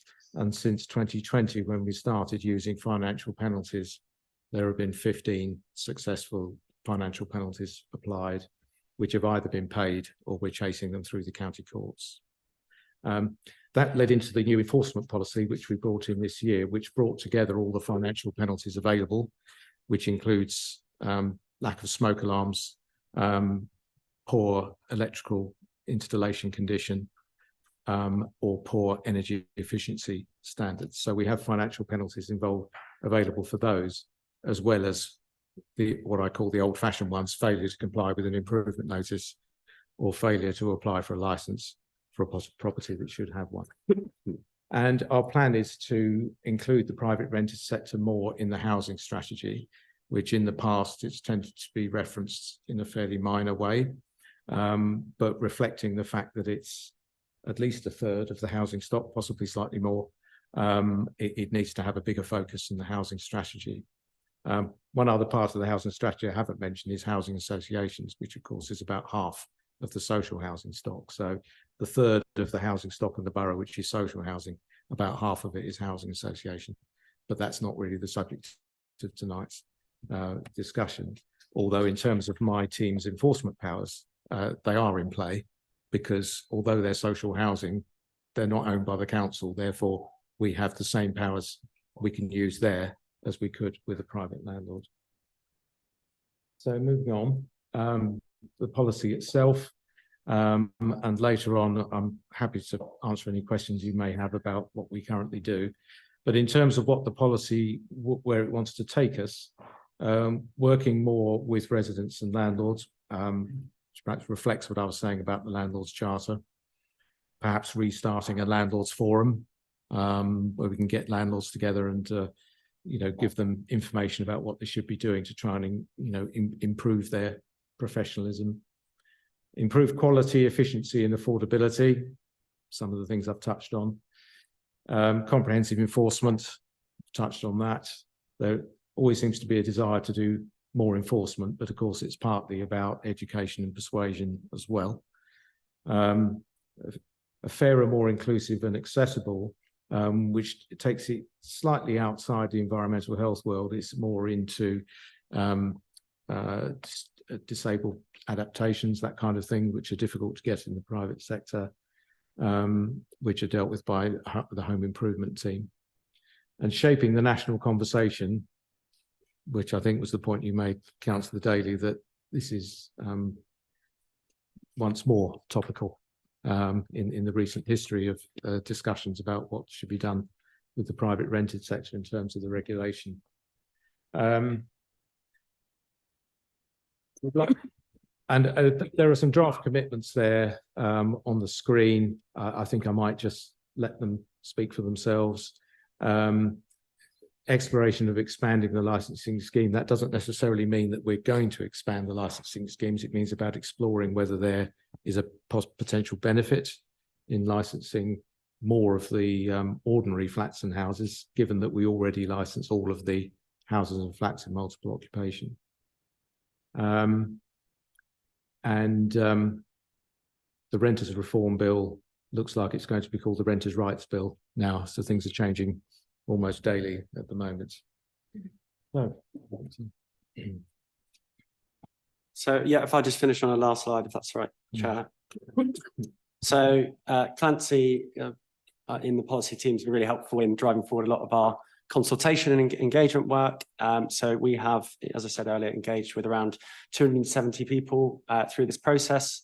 That's through largely through an online survey, but also through 4 focus groups that we held, as well as some one-to-one interviews as well.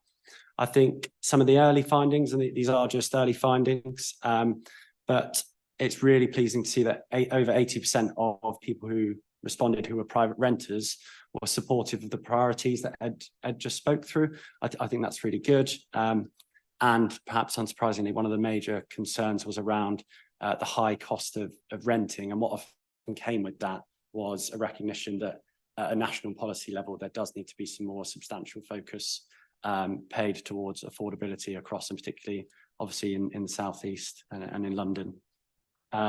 Satisfaction with landlords and the quality of properties was quite low, perhaps lower than expected. And I think there's more data on that in the report for you to see as well. And typically dissatisfaction was around responsiveness to repairs, damp and mold, leaky windows, updating of key things like bathrooms or kitchens, is all the things that you might typically expect, but often coming back to the approach of the landlord in how they dealt with and responded to an issue, not necessarily what the issue was.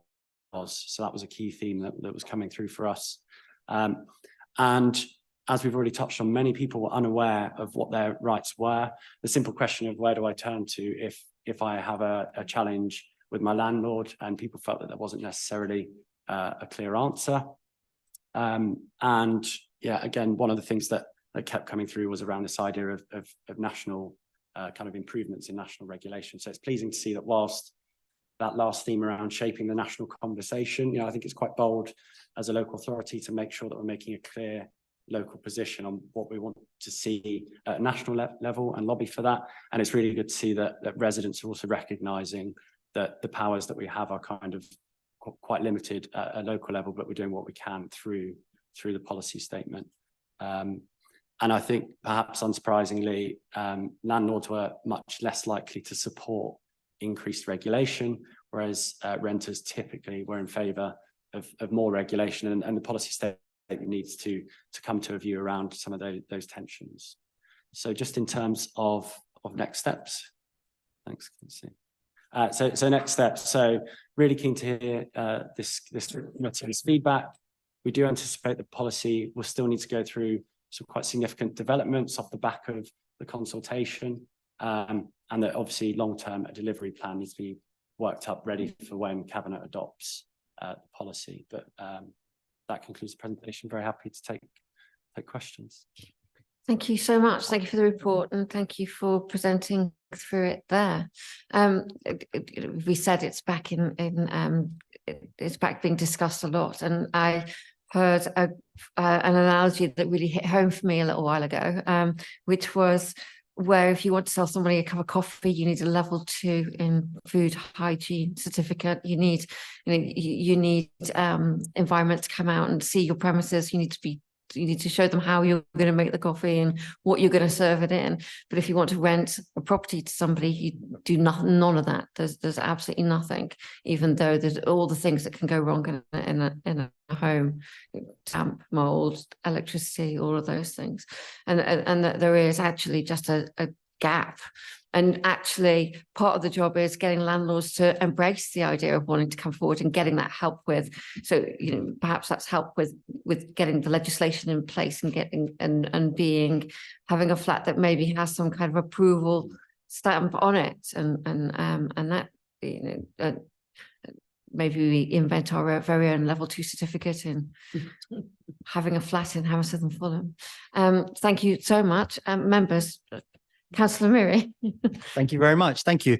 I privately rent, so I know the kind of trials and tribulations, although my landlord is very good in case they're watching. I don't want to get any nasty surprises. They are genuinely good. And a lot of landlords are good, but they're obviously the bad apples. And I'm kind of, surprised and reassured to hear about the powers that a council has actually to intervene in the private sector. And I wonder if most private tenants, you kind of touched on this, private renters would also be quite surprised to learn that. And most probably assume that, well, the council can only intervene in council housing. So do you think there's, you both touched on this, there's an awareness piece, a communication piece to go out to renters that actually there is quite a lot we can do when you're in need?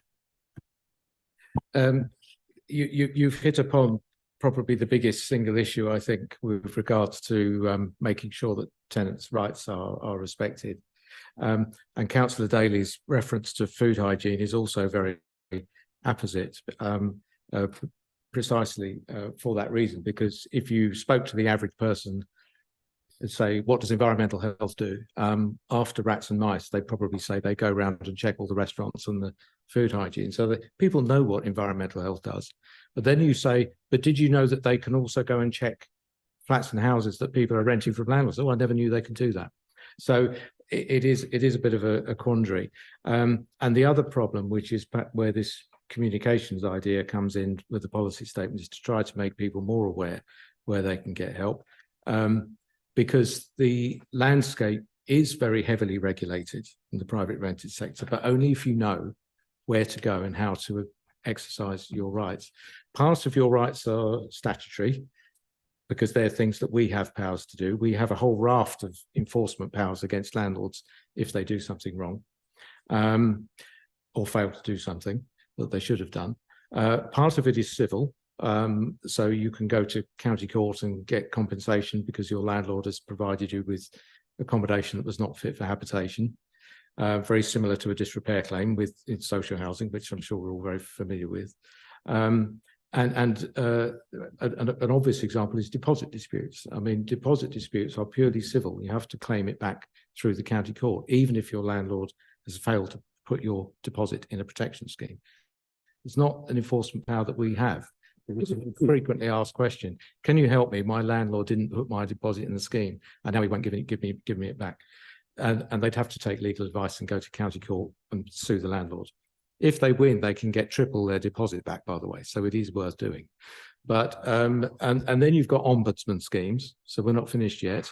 So if you've got a complaint about an estate agent who's a letting agent or a property manager, not somebody you just buy a house from, but if somebody rents you a flat or they're managing the property that you live in, you should complain to either the property redress scheme or the property ombudsman, TPO or PRS. These are two official ombudsman schemes and they can award compensation, but how many people know that? And we're still not finished, because if your rent is increased unfairly, you can go to the property tribunal in London to get a determination about the fairness of your rent. And increasingly commonly these days, tenants can apply for rent repayment orders of up to 12 months. It's likely to be in the Renters' Rights Bill that would be increased to 2 years worth of rent. All you have to do is prove that the landlord has committed some sort of offence at the tribunal. So it's not entirely straightforward. People may well need advice, but there are various voluntary sector organisations supporting tenants that would do it for you, probably for a share of the rent repayments, which is fair enough, really. They have to cover their costs. So in that brief analogy, you see how complicated the landscape is, and the average tenant probably doesn't know any of that or some of it.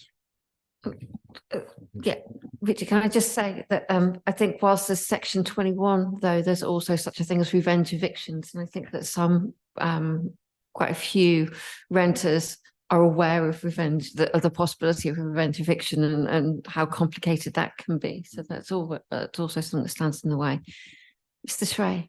Yeah, Chair, I would just also like to say that also Ed monitors me as the landlord as well. So just to let you know, he doesn't just do what he says about other landlords, he also monitors what I do as well. So he's our police, hence why he's in environment and health and not within the housing service. Critical friend. No, proper policing, let's say. Okay. Councillor Ume. Thank you, Chair, and thank you, officers. I would just like to add to that. I think yes, the communication is clearly vital, and that understanding of where to go if there are any issues is a very important part of this. And as you will have seen in the draft policy, one of the key areas is also, I suppose, that enforcement piece. But broader than that is the desire to have a national landlords register.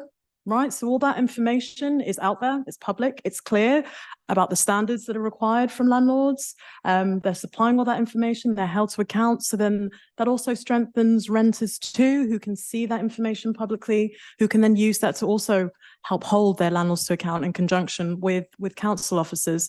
And I think what goes hand in hand with that is also professionalising the service for landlords too, helping them to understand the work that they need to be doing as landlords, providing the information and guidance, so that they also equally feel supported to do their best as landlords, because there are many that are doing their best, but there are also those that are sort of really challenging, who are subjecting many residents to very challenging circumstances and are not sort of enforcing their rights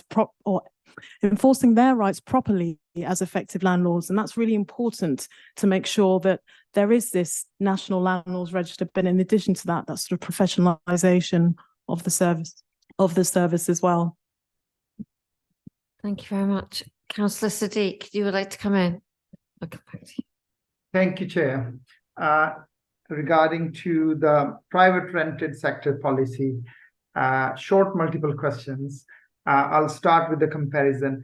Do we have any data or comparison this type of policy or similar policy or the same policy is running by the other local authorities in London or in the country? How many they are running, for how many years? If it's successfully running, do we have any comparison? The number two question is very small. I'll stop in the middle. We are talking about the 20% HMO or licensing. I know personally many boroughs in London, they have successfully running this HMO or licensing policy for many years, like you said, started 2017, and they have less burden.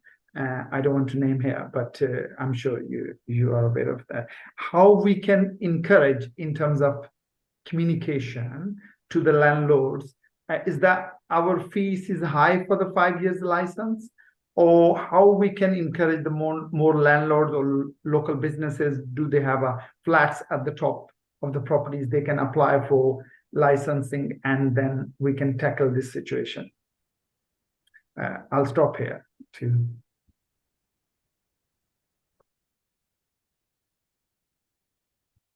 Thanks for the question, Councillor Siddiq. I'll answer the first part of your question. So when we initially did a bit of a kind of data story around what's out there in terms of other local authorities, we have looked across a lot of London, and I would say half, if not the majority, do have a relatively clear private rented sector position.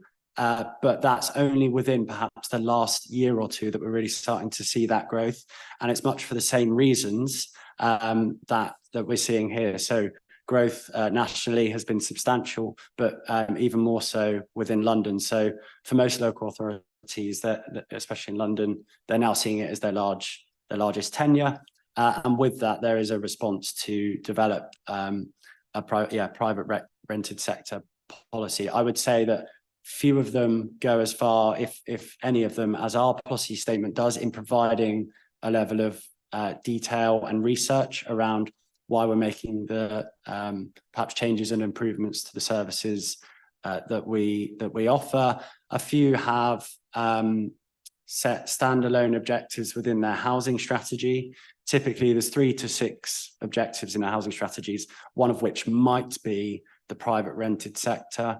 But I would say that's a minority that have taken that approach. It was something that we considered, but we felt that it's best to get our house in order quickly with this piece of work in terms of articulating our policy position, and at the appropriate time we'll build that into our housing strategy at the next opportunity. So kind of pressing ahead with this as a standalone piece of work, recognizing that it's entirely integrated into a much wider part of the council's services and strategies. So the second part of the question, I think, was about the licensing fees and about what other boroughs do and how we compare in terms of licensing. Our fee structure was set at the start of this new scheme. So December 2021 at Cabinet, the fee structure was set, and then it goes into the fees and charges schedule every year, usually with an inflation increase. We did benchmark against other boroughs, and we are fairly average, fairly median. Most London boroughs sort of sit in a sort of middle range in terms of how much they charge for license fees. A few go much higher and a few go lower, but they must have their own reasons for that. One of the points about the licensing fees and licensing schemes is that we are allowed, both by the Housing Act legislation and also the Provision of Services Directive, we are allowed to collect fees not just for the administration and processing of issuing a licence, but also for the general management and enforcement of the scheme. And that's something that we sometimes have to spend some time explaining to landlords who express some consternation that it's over £500 for a simple licence, even though it lasts for 5 years. So actually it's quite good value when you divide it up over 60 months. But a large HMO, which is the 5-person plus HMOs all the way up to hostels, we undertake to inspect them before we issue the licence to make sure that the conditions and the fire safety is adequate. And if it's not, we can put conditions in, or we could even refuse to issue a licence. The inspection takes up staff resources and time, so we charge a much higher fee.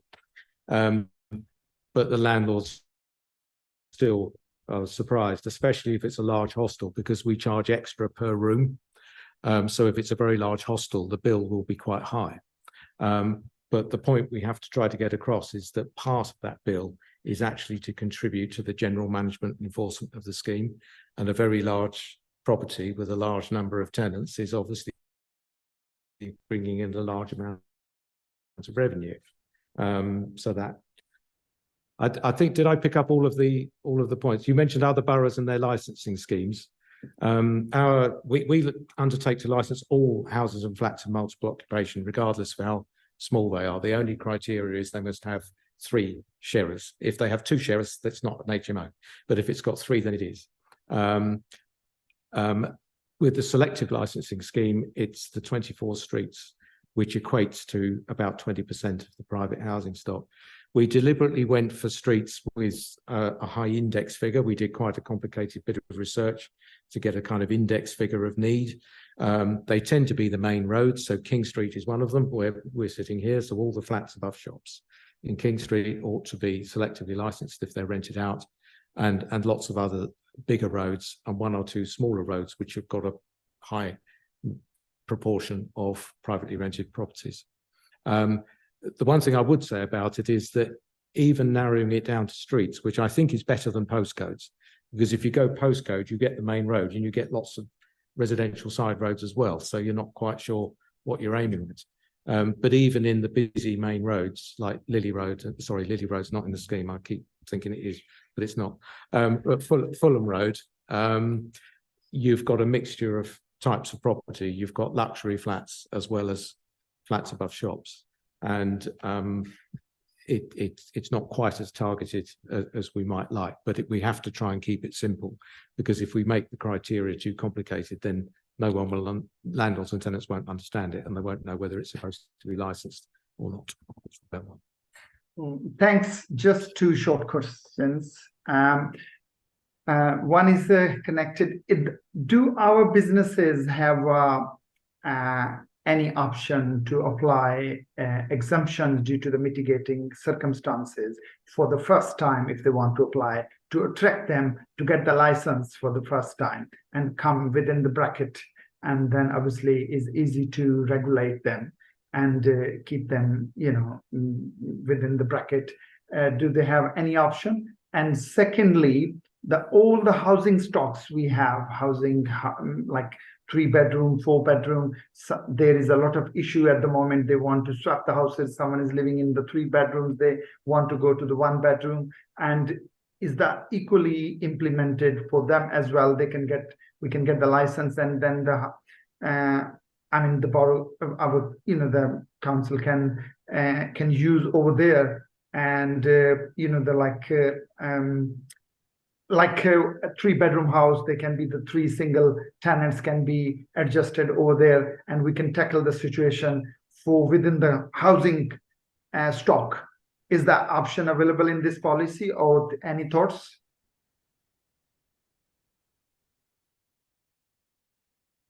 So the first question was early bird schemes, as they're usually called, at the start of licensing schemes. There was an early bird scheme in 2017 when it first got started. So there was a period of a few months when it was a discounted scheme, whilst landlords got to know about the scheme and to encourage them to get their applications in. In 2022, we did not do that for the simple reason that large numbers of properties were going to effectively roll over from the previous scheme into the new one, and the renewal dates would all be different. The renewal date would depend on when the first license was taken out. So it would have been too complicated to try to distinguish between new applicants and old ones. And there was also an extent to which the scheme was already well known. So it wasn't really needing to have an early bird scheme. Your second point was about flexibility in licensing. It's relatively easy for landlords to apply to vary a license that they've got. So if they want to change from a selective, an ordinary selective license, which is a family or a single person or 2 people sharing, to an HMO with 3 people or 4, it's relatively straightforward. There are additional obligations on landlords if they're managing an HMO. I didn't even mention this earlier, but that's another form of regulation. It's called the Houses in Multiple Occupation Licensing and Management Regulations. And we need to make sure landlords are aware of that before they start renting as an HMO. And depending on how it's occupied, we might want higher fire precautions. Because when rooms are rented as bedsits, I think you mentioned, Councillor, renting rooms individually to give more flexibility. If you do that, you'll have separate tenancy agreements. The tenants are less likely to know each other, certainly when they move in. They may not even get to know each other because they're effectively living in a bedsit in a large house. They'll lock the door even when they're in, and certainly when they're out. which means that nobody knows who's in the house at any given time. So if a fire breaks out, you haven't got the safety protections that you would in a family situation or what we call a low-risk shared house. So there are lots of variations about what we expect landlords to do and how much money we expect them to spend on upgrading the property, depending on what they're doing. But so long as they communicate with us, and I was having, even this morning, I was just having an email exchange with an agent who was asking whether they needed fire doors in certain places. So long as they communicate with us, our team will communicate back by email or phone, as we do several times a day. I think I asked the team last week, how many calls do you get from landlords? It's about 20 a day. So we're getting about 20 calls, and that's phone calls, which is relatively unusual these days. Some email, but others, they want to pick up the phone. And there are some landlords who, even these days, struggle to use the internet and struggle to apply for their application online. We won't take paper applications, but we will help people complete their online application. The software will also allow us to actually do it with them. So we enter the data, they tell us what the data is, so we can do it at this end. Thank you very much. And the last thing, just for clarification, can the council do for their own houses, for the like council properties where there's more space available, and council can do over their licensing scheme and then put the council tenants like in HMO properties, for example, any council state, wherever the situation is like this, if there's a licenses available or applied, then we will have a more rigorous approach, or we will know where the space is, and promptly can be the use of space, and then they can change or replace within the borough, or is not possible or not part of this policy. I'm just my understanding. It's not really possible, really, is the short answer, because we're dealing with the private sector, private landlords, private estate agents, private tenants. We don't really have any involvement in the selection of tenants or the number of tenants or how a property is occupied, only in terms of regulating it for safety and space standards. So there are minimum sizes for bedrooms, for example, if you're renting in an HMO, so that somebody's not shoehorned into a box room somewhere.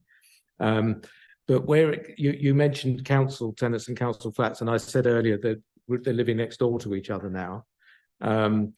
I do work closely with the leaseholder property compliance team to try to spot when leaseholders have put partitions up inside the flat to make an extra bedroom or even 2 extra bedrooms and squeeze more people in there than there's really space for. That would be bad for the occupiers because their space will be very restricted, and it might be bad for the neighbours. So it might be bad for your tenants who are living next door to 4 or 5 people all squeezed into a small flat.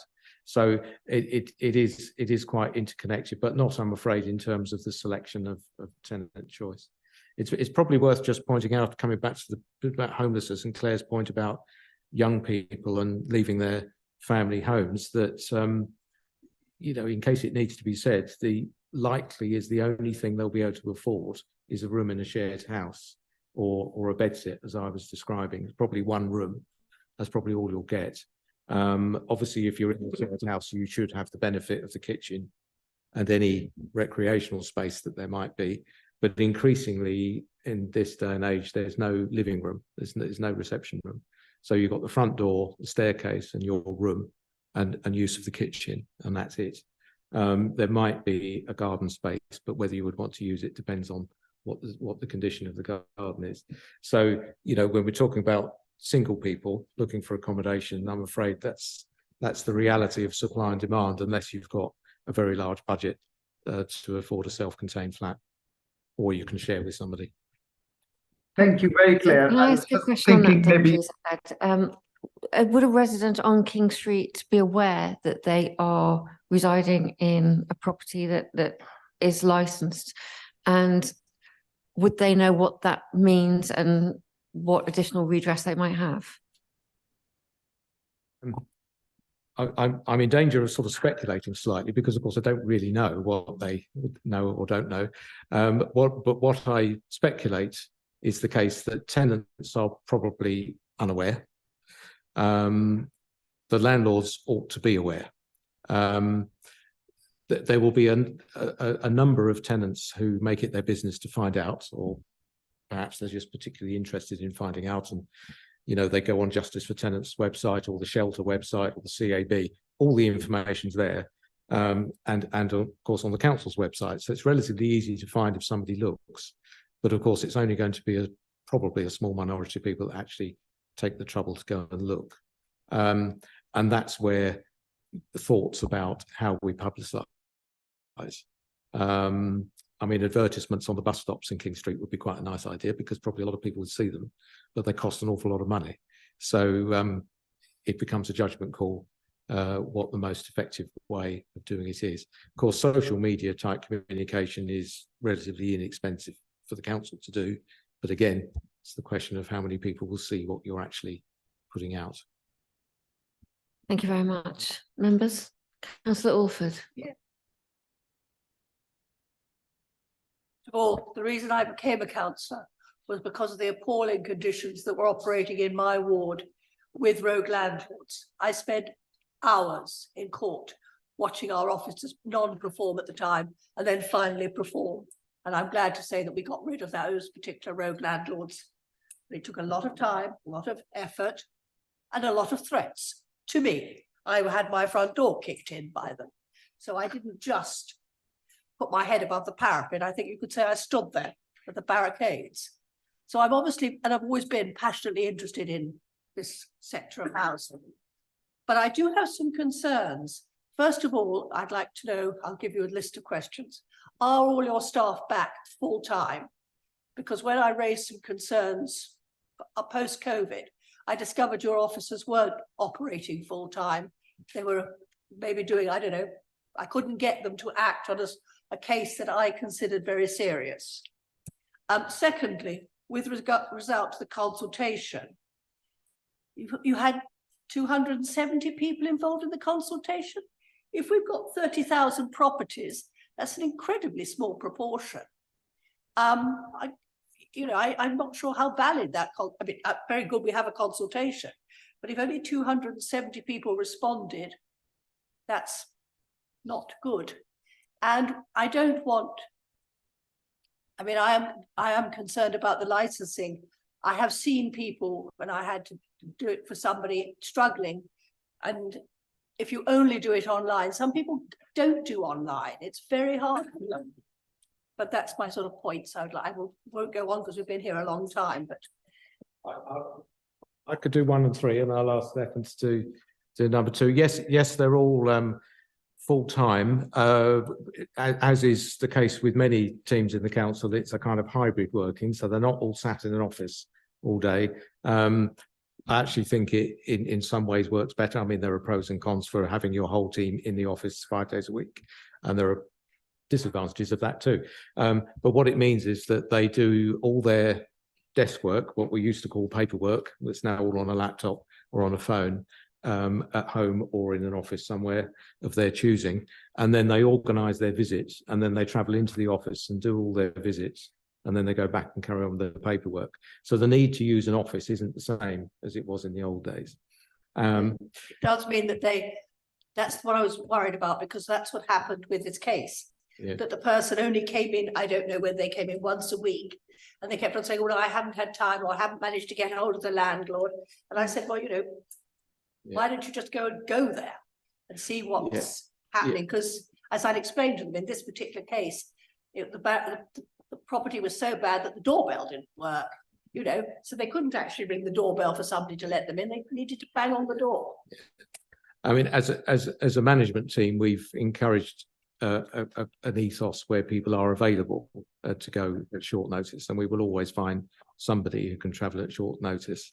And we don't have people who live very far away, and they actually save an awful lot of time not coming into the office I mean, as we all know, when we go into the office, the amount of time we waste in the office trying to find a desk and the monitor that works and a printer that works, it's incredible. People who've got a decent home working situation, you get far more done. I know that from personal experience. And our housing officers are rarely involved in emergencies. We are sometimes, and we have to go somewhere quickly, but more often it's planned, so they can schedule their visits and travel in either every day if they want to, or they can bunch them all up in 2 or 3 days. I'm in danger of forgetting what the point was. I do apologise. One was about the licensing, the complexity of it for what I call single landlords. For the people who are running as a big property business, that's different. But there are people who and I know have given up being landlords because they couldn't cope with. And they weren't bad landlords; they were people who. I won't try and underestimate that or downplay it because it shouldn't be, because if you're wrestling with a software application, you're trying to do an online form and something about it's not working or something isn't clear, it's horrible. I mean, I think we've all been there. We're trying to do something online and it just won't work.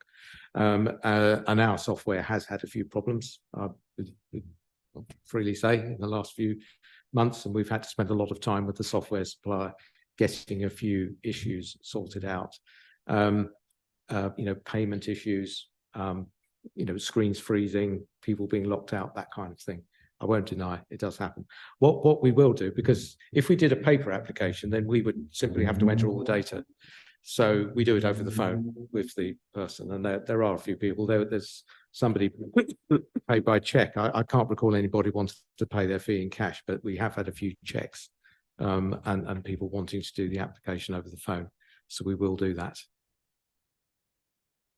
And just on the survey and the consultation. So I do think more responses would have been better. Certainly for statistical significance purposes, it would have been good to have had a few hundred more. I do agree.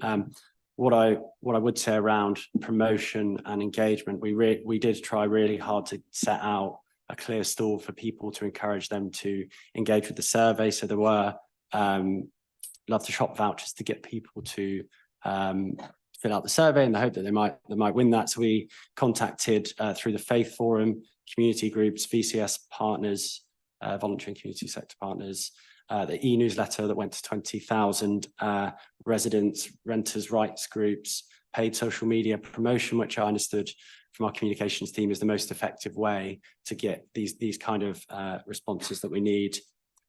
What I would say is 270 responses does paint a very strong picture around case studies and people's experiences, which give us a good understanding of local experiences to inform both what the national kind of research that we've used, which uses much larger data sets to complement this, but also we were having a lot of conversations with both landlords and residents. So rather than just a kind of cold survey, and typically surveys may only be 5 to 10 at this council, we managed to get responses across about 30 different questions in the knowledge that that's going to be very useful information for future consultations, for future updates, perhaps to the housing strategy as well.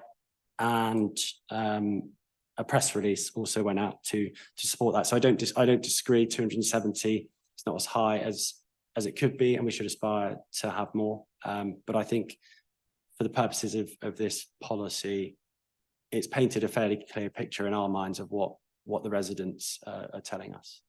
I'd just also add to that point. I mean, we know that the private rented sector is made up of people on disposable incomes, people on benefits, and people who are also caught up in illegal and quite challenging circumstances.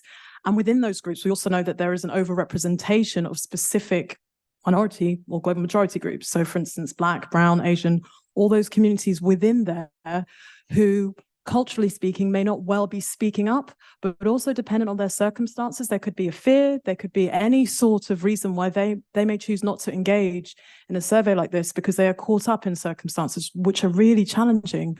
So that's why the recommendations, the policy drafts, the work with regards to creating that national landlords register in England, providing all this information and plain sight with regards to rent charges, service charges, working on decent home standards within the private rented sector, in addition to ensuring that landlords know their obligations, is so crucially vital. I mean, I'd also say that the policy has been supported by so much research that's, present in very different surveys. So for example, the English Housing Landlord Survey, there's so many different areas that I know that the officers have drawn upon in order to feed into the information that's provided in the draft policy. But so I think that sort of helps to go to some way to reassure that there's been an extensive amount of work that's been done, not only to try to consult, but also drawing on different sources, but also that recognition that it is challenging to draw that information out from renters. Thank you, Councillor Ume. Councillor Murray?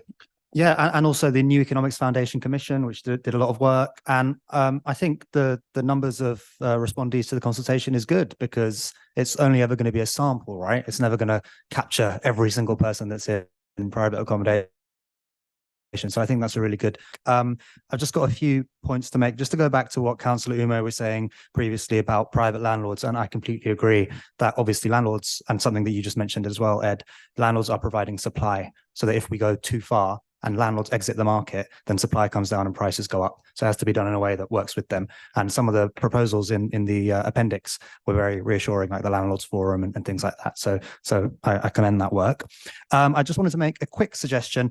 A lot of people contact their counsellors, and I'm getting an increasing amount of casework from people who are in private accommodation in my ward in Fulham Reach, contacting the counsellors. And I'll refer that on to the council, but I wonder if, as long as the capacity is there, if a short sort of briefing, 1-page bullet point, or even an introductory email could go out to all of the councillors. We are this team. These are the things that we can deal with. If you have residents that are in private accommodation, feel free to contact us, only if the capacity is there, and nothing too comprehensive, but I just wonder if that would be helpful. Secondly, you mentioned you were talking about tenants that might be in King Street. Could we send them a letter to every household? Or again, maybe the cost would be too prohibitive, but that's just one suggestion. And finally, and I think this crosses probably the first item and the second item, and maybe the Ealing Council runs for all of London that checks temporary accommodation before someone's allocated. With regards to in-borough temporary accommodation allocations, is there anything that your team does to check the quality of the temporary accommodation? Because I can think of a couple of cases. Obviously, it's better to have a roof over your head than to not have a roof over your head. And it's amazing that we do provide that. But sometimes the quality of the temporary accommodation has not been that great. So I wonder if there's anything that you can do in addition to that London-wide scheme to check and inspect. Thank you. The procurement team in the housing department do check all the temporary accommodation. I think it inevitably sometimes things either slip through the net, or perhaps they were okay when they were first used, but then it deteriorates over time, possibly even during the time that particular occupier is there. And they report it back to the procurement team, or if they come to us, we get the procurement team involved and they go around and check it. That's if the council has sourced the property itself, because the council is managing it. There's another type of property where it's more of an introduction service. I think it was referenced in the report. So the tenant has been introduced to a private landlord, but from that point on, they become the landlord's tenant. Well, then it will be us. So one way or another, we'll look at it. I'll certainly give some consideration to the briefing for councillors. I obviously don't want to write things to councillors that they already know and patronise them. But I think given the complexity of the landscape that I've pictured, it might be helpful to say deposit disputes. Here's the link. There's tons of information out there. People just need to know where to look. And some of the common ones are deposit disputes, estate agents that won't answer the phone, estate agents bringing people around to do viewings when you've got no notice, that kind of thing, or landlords not giving you 24 hours notice before they waltz in. All of those sort of things. What are the remedies? And then when it's environmental health, it's because there's damp and mold, there's structural collapse, dodgy electrics, leaks, and faulty gas appliances. Those are the kind of serious ones that we would get involved with, and then a whole range of things sort of in the middle, that's quite hazardous. It's not very hazardous because it's not gas, electricity, water, or structural collapse, which are the big four. But it does need fixing. Shall I speak on behalf of housing? So yes, we do. So as I said, we have had Ed's team come in where we've looked at some issues in temporary accommodation, which we own and manage. And that's what we should be. We're a regulatory service now from the 1st of April. So I have to be above and beyond reproach. So, and also the other thing is part of being the consumer standards, we have to have an open, transparent approach to everything. So it is important that Ed has done. I remember a case last summer where we had this issue where we had some bed bugs situation, and we heard about it internally in housing management, asked to investigate, did we do things properly? Have we done things in the right way to make sure there's an independent person to make sure that we are accountable for the work, what we needed to do. And I think Ed found that we did do things properly, and we made sure that the tenant and the particular block were fumigated. We did everything what we were supposed to do, and we followed the procedure. And looked at the whole of the building as well. So, we gave it a thorough health and safety check, didn't we? Thank you very much. I think that members kind of recognise that this policy is progressive. So can I ask, perhaps Councillor Ume, this might actually be a question for you. What are the critical stages for this policy, and what are the timings of it?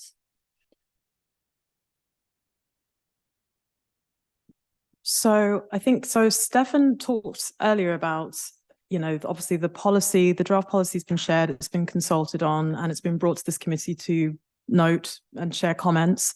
Then after this point, obviously some revisions need to be made to account for the feedback from the consultation process, the conversation here. But in addition to that, obviously understanding that national legislation has moved and is moving with the change in government too. And so the view is from the autumn time to have a refreshed policy, and then accompanying that policy, as Stefan mentioned, there will be a plan put in place to help deliver that. And of course, this will be accompanied by communications and engagements with all relevant parties to then help deliver that plan over the course of 12 months and beyond. Thank you. So there is a plan to kind of align it with the central government, but then also perhaps it could end up still being a little bit more ambitious than any policy that comes out of central, and it'll be continued. Lovely, thank you very much. 10 seconds. Richard, you mentioned something earlier that I just wanted clarification on. You said that the DLO are now doing sheltered accommodation repairs and that they're going to start doing White City. And my understanding was that the DLO were only doing communal spaces. So was the point that they're in sheltered accommodation, they're doing all the repairs now? Yes. Great, thank you. Thank you very much, members. Okay, so I think one recommendation that we'd really like you to take forward is to kind of look at that communication piece. And in the policy, it very much talks about landlords and landlord forums, but it'd be really, I think it would be great to see some communication with residents coming out of it as well. So thank you. Do members agree to note the report on the private rented sector policy? Yeah. Great, lovely. Councillor Siddique? Yeah, Thank you. I think it will be a very good addition. Great, thank you so much. Yeah. Dates of future meetings, really, 12th of November is our next meeting, and then the 27th of January and the 23rd of April. We have here possibly, we've been talking about bringing voids management in, and we've also, I think we've got another piece to bring in on repairs. by that stage, we'll be 6 months on from our in-depth look at the Housing Ombudsman. And I think that'd be a great time to bring in a report on where we're at with that. Yes, Chair, and also you mentioned about looking at rough sleeping as well. Yeah, so I was going to say, let's do a repairs and voids, because I think that they come together quite nicely at this point. And then I'd like a substantial piece on hidden homelessness and rough sleeping, if I could. And it would be really useful to bring in as many partners as we can to kind of talk about how that's working for them. And I know that there are other third sectors that are looking to move in and help residents here in temporary accommodation and who are rough sleeping. So it might be interesting to kind of reach out to other organisations that are looking to help.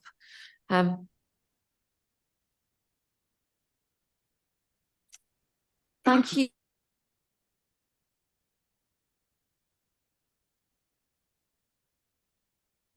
Thank you so much, everybody, for your time and for staying here until 9:20. Thank you.